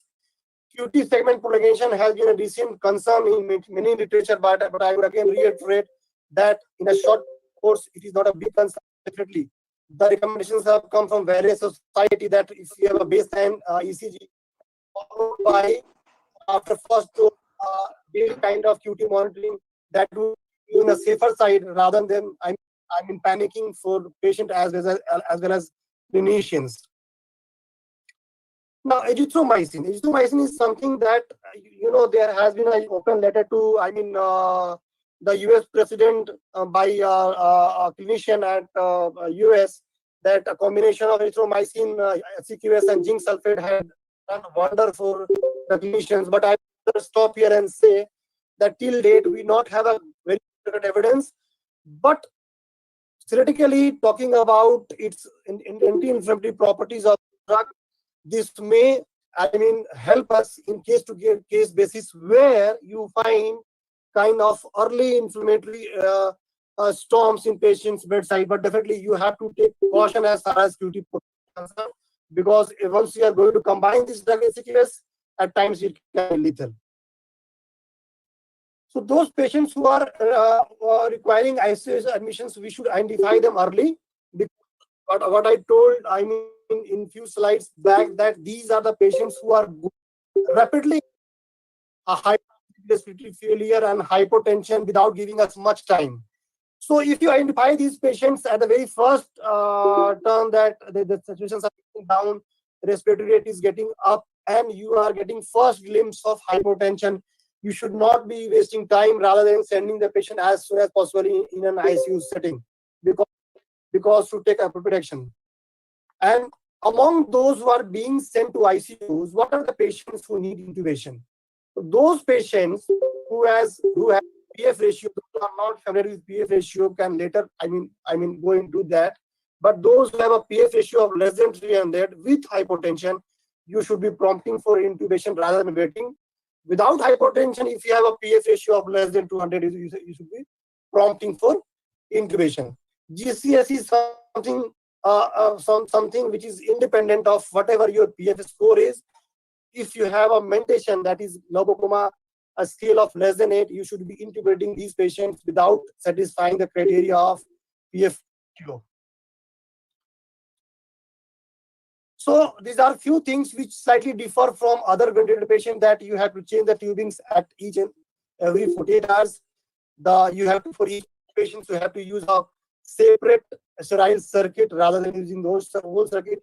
As far as suctioning is concerned, you have to suction them in a kind of closed loop circuit rather than an open circuit, because these kind of procedures could be very endangering to the healthcare worker as well as the patient, the doctors treating the patient. Creatine muscle extensions are something which we are building up, but we should be following the other regimes which we follow for other ARDS patients, and ARDS protocol should be used for each and every patient. The other supportive management which should be done anyhow in other patient would be head and elevation with proper oral hygiene, proper glycemic control, a proper ulcer prophylaxis with PPIs. Thromboprophylaxis is something which I like to stop and give some emphasis. There are many emphasis that this disease have at times presented in terms of thrombosis, PIC kind of picture.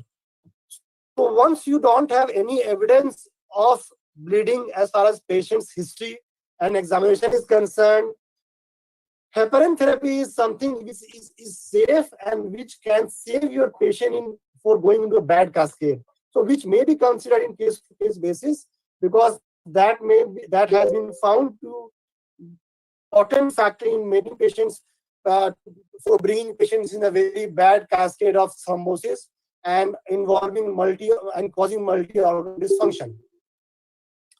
Other things are universal as for any other problem. Patients who are intubated, like catheters and bed positioning, you should be doing the same for these patients also.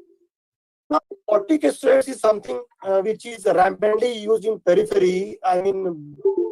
Saying that some has got experience as far as this steroid is concerned, but I would rather say that unless this is indicated for some other concomitant illness like bronchial asthma, COPD, exacerbations, or patients already in sepsis, in septic shocks, where you have to use 2 or more vasopressors to maintain hypotension, you should be concretely using steroids in these cases, but not in isolation only for COVID-19. You have to be cautious. But at times, once you feel that your patient is going rapidly into failure, there are some initial evidence that 1 to 2 mg per kg of methylprednisol divided into 2 doses given concomitant with SCQS has shown some evidence of improvement. But indeed, we need more evidence to universalize this statement of using this statement. If you ask of my experience, I have used in some patients who are known cases of bronchial asthma, but once they are diagnosed to be a bronchial asthma and COPD, but once they are diagnosed to be COVID-19, they had a course of rapidity of hypoxemia and hypercarbia in a very short time, which they had otherwise not gone into their past history or past admissions. I had used methylprednisolone to my success. So, sensing bedside impending some danger of getting into rapid failure, this drug may be helpful in case-to-case basis.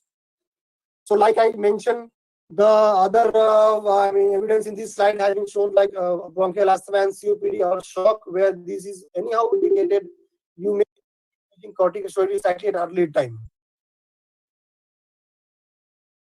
Now, again, as we have known that besides the viral factor, the host factors have been also an important factor to cause the major morbidity and mortality factors, and the host factor is mainly cytokine storms. Among these, IL-6 has been incorporated in the major morbidities as far as myocarditis, heart failure is concerned. At our institute, we have dealt with anti-IL-6 agent tocilizumab, where we have documented IL-6 more than 5 times of level in patients of failing with respiratory as well as respiratory system, and we have used in few patients with our success. Convalescent plasma is something which, I don't have much experience, but if you see the literatures, there have been some evidence with the patients who are recovered from COVID-19, their plasma has been tried because to give some passive immunity to the patients who are of severe cases admitted in ICU, and there are some evidence that you might get there may be some benefit with plasma immunotherapy. This we have dealt, and I have told that tocilizumab that we have is something that we have used at our institute to some success as far as managing these COVID-19 patients are concerned. So we have till now we have evidence with this plasma on animal studies. There is very few case studies in patients at New Delhi in other institute, but not at All India Institute of Medical Science. So the discharge criteria that we are following at here at for moderate to severe patients at day 14 or after day 14, once we have got 2 negative symptoms with all symptoms resolved, the patients who are fit to discharge. Recently, we have changed our discharge guidelines in patients of asymptomatic or mild cases, where at 10th day, if you have no symptom for last 3 days, no fever, no cough, no ILI symptoms, then even without testing, they started discharging them with an advice of 7 days of home isolation quarantine oblique with 14 days of telephonic consultation. So we have minimized our duration of admission from 14 days to 10 days in patients who are mildly symptomatic. So now these are some things which we have already learned from Dr. Samba Reddy's lecture, that these are experiences which are being explored. Remdesivir is something which is which works on RNA polymerase enzymes created by this after viral entry inside the cell. And we have evidences that this is a successful kind of regime given in the city, but this regime we are not following at All India Institute of Medical Science.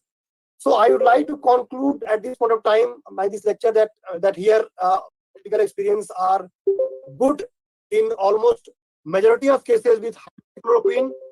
One thing which I have missed, which I like to take up here, all health care workers of All India Institute of Medical Science, we have been on profile on whatever evidence we have theoretically as well as on animals from last 7 to 8 weeks in a dose of 400 mg BD on day 1, and then 400 mg on weekly basis.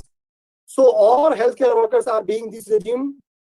I must say that we don't have evidence, but what I can say with my observation that our observation of getting these healthcare workers infected is very, very low. So we might think that SCQS may be working.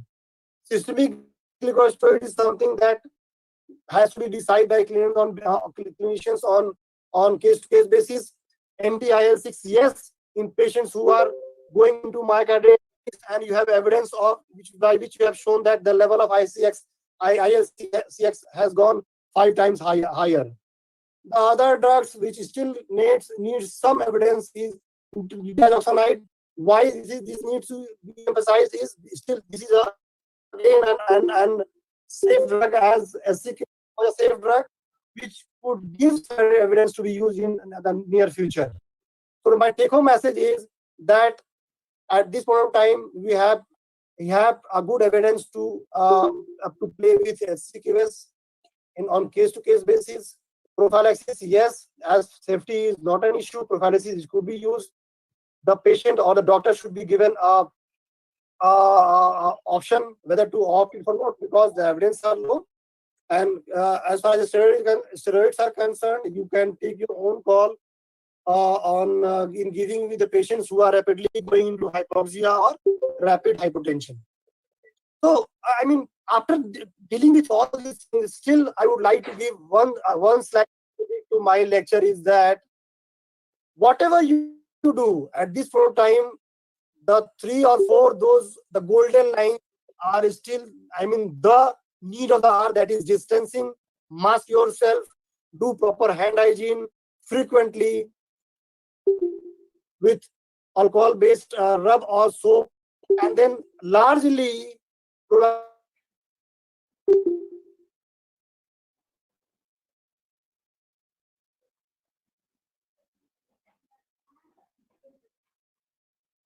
Thank you. Thank you very much, Dr. Saab. Your voice is not audible. We have Dr. Gurfateh.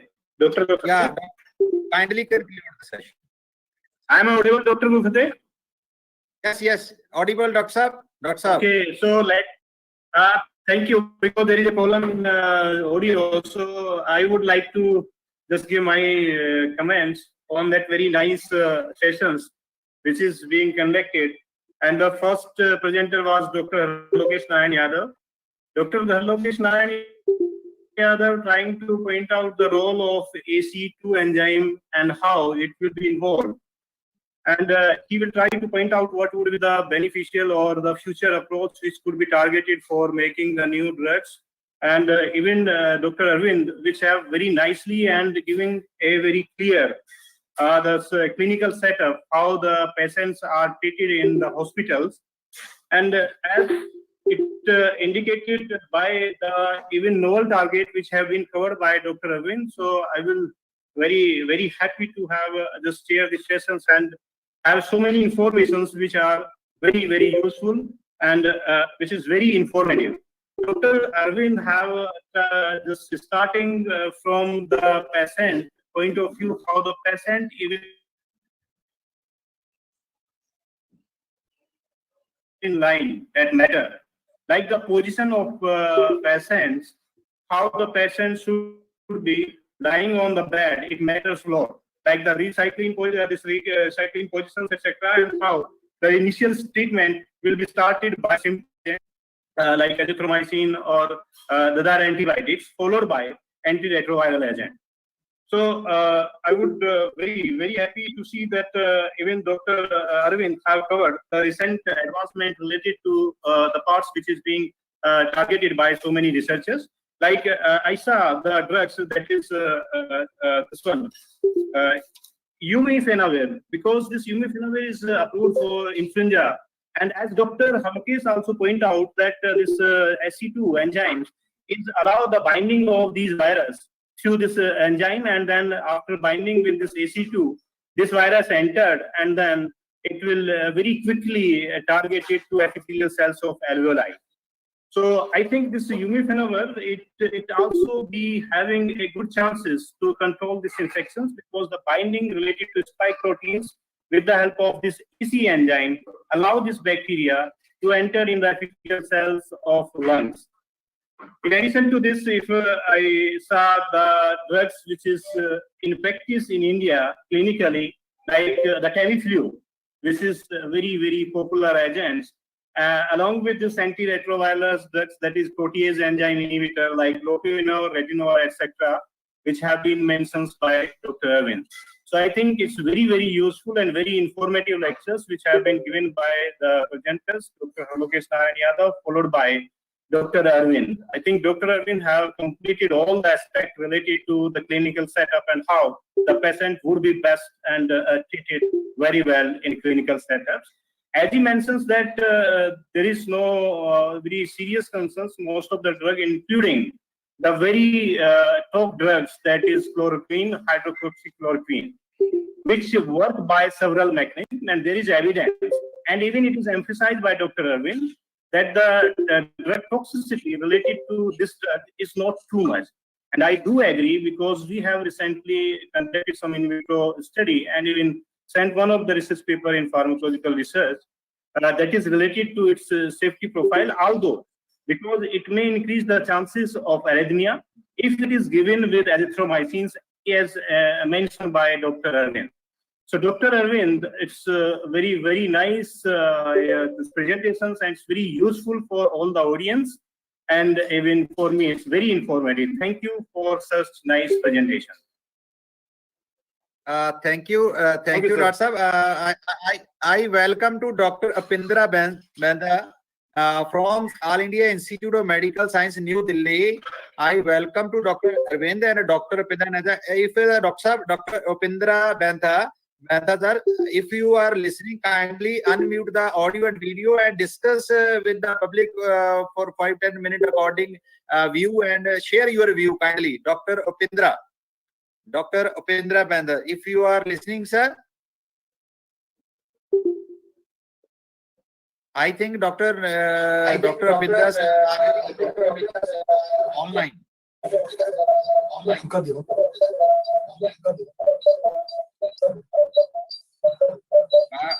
Dr.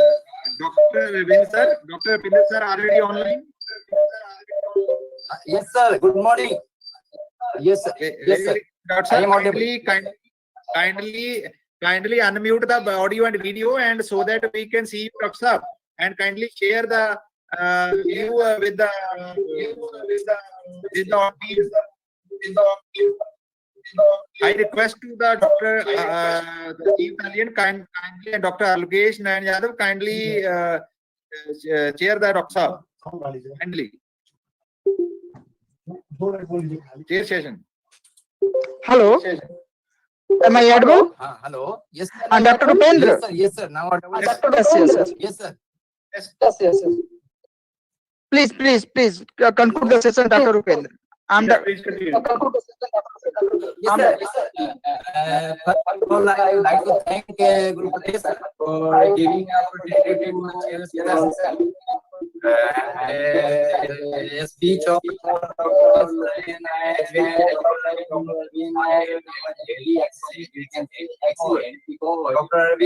Arvind is actually a case here. And what he was actually saying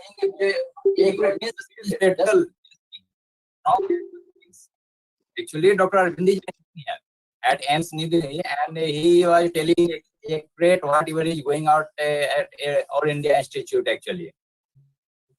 That's why this is very, very means useful for all means over the India, or you can say over the world.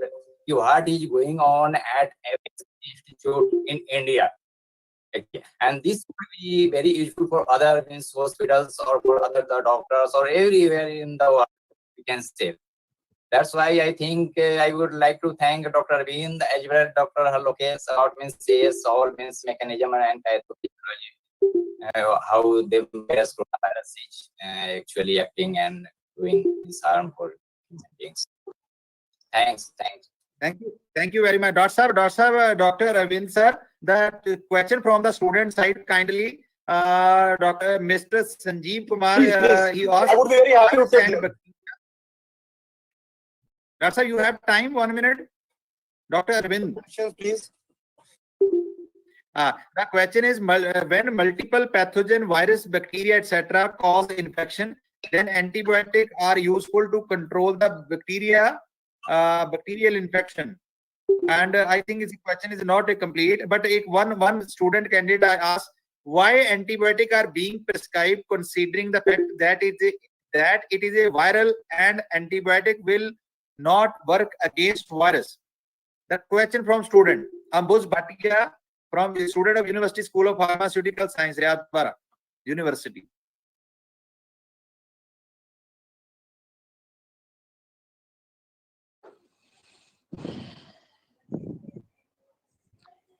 Dr. Arvind, are you listening? I just missed your question. Can you repeat the question, sir? Now your voice is coming.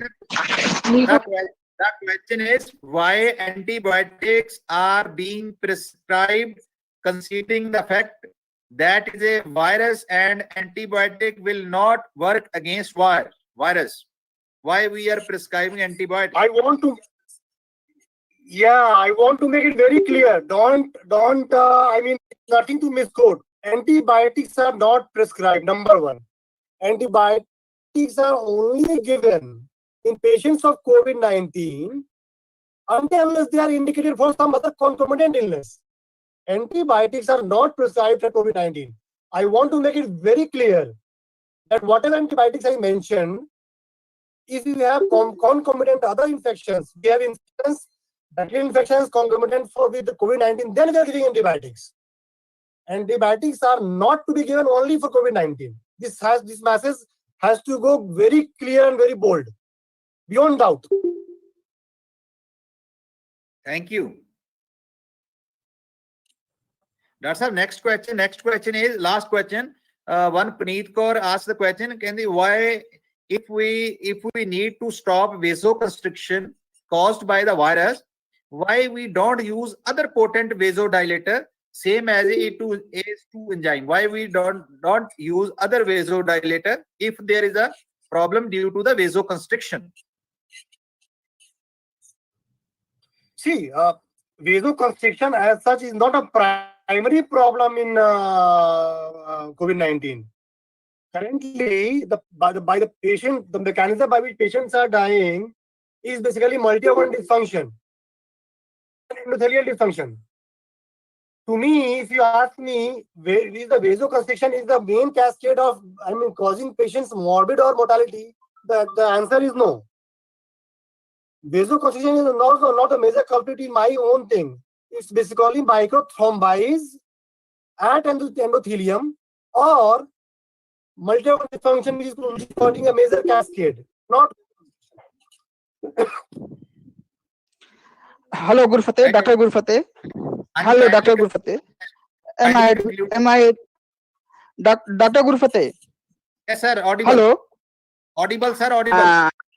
I would like to give a small submission that when the virus enter into the cell, into the body, it is the ACE2 which facilitates the entry of virus into the cell. And once virus enter to the cell, it inhibits the further production of ACE2. And moreover, ACE2 is a vasodilator. Only vasoconstriction is not responsible for the further morbidity. There is a balance between AC and AC2 which regulate the other physiological activity, including the inflammation, including the immunity. When this gets disrupted, it may lead to the other. It may lead to a severe form of this disease. Thank you. Hello, Doctor. Thank you. Thanks, Doctor. Thank you for giving the time. Thanks to Dr. Harlukesh and Yadav, thanks to Dr. Arvind, Dr. Pindra, and thanks to the very short call, Dr. Rajiv Taliam, sir. Thank you to all the speakers. Here, all participants, there is the important announcement.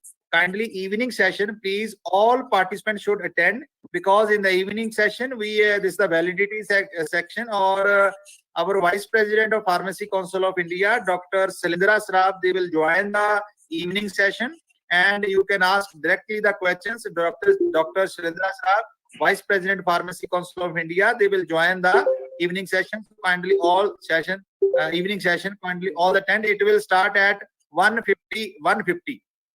Thank you very much. Thank you, Dr. Arvind. Thank you, Dr. Harlukesh and Yadav, and Rajiv Talian, Dr. Pindra Beda from the AIMS. Thank you very much. Thanks to all audience. Thank you, Thanks to Thank you, Gurfateh, Dr. Gurfateh. Thank you. Thank you. It is very nice. Thank you. To talk to you. Thanks to all audience. And I think it's a very feedback is very good from the audience. It's a very informative session. And dear participant, definitely we will improve all the things. Whatever there is maybe some discrepancy, we will remove in the next session. Thank you very much. Thanks to all participants. We kindly join at the one. Thank you. We now 12:50. We will join at 1:50. Exact. Thank you.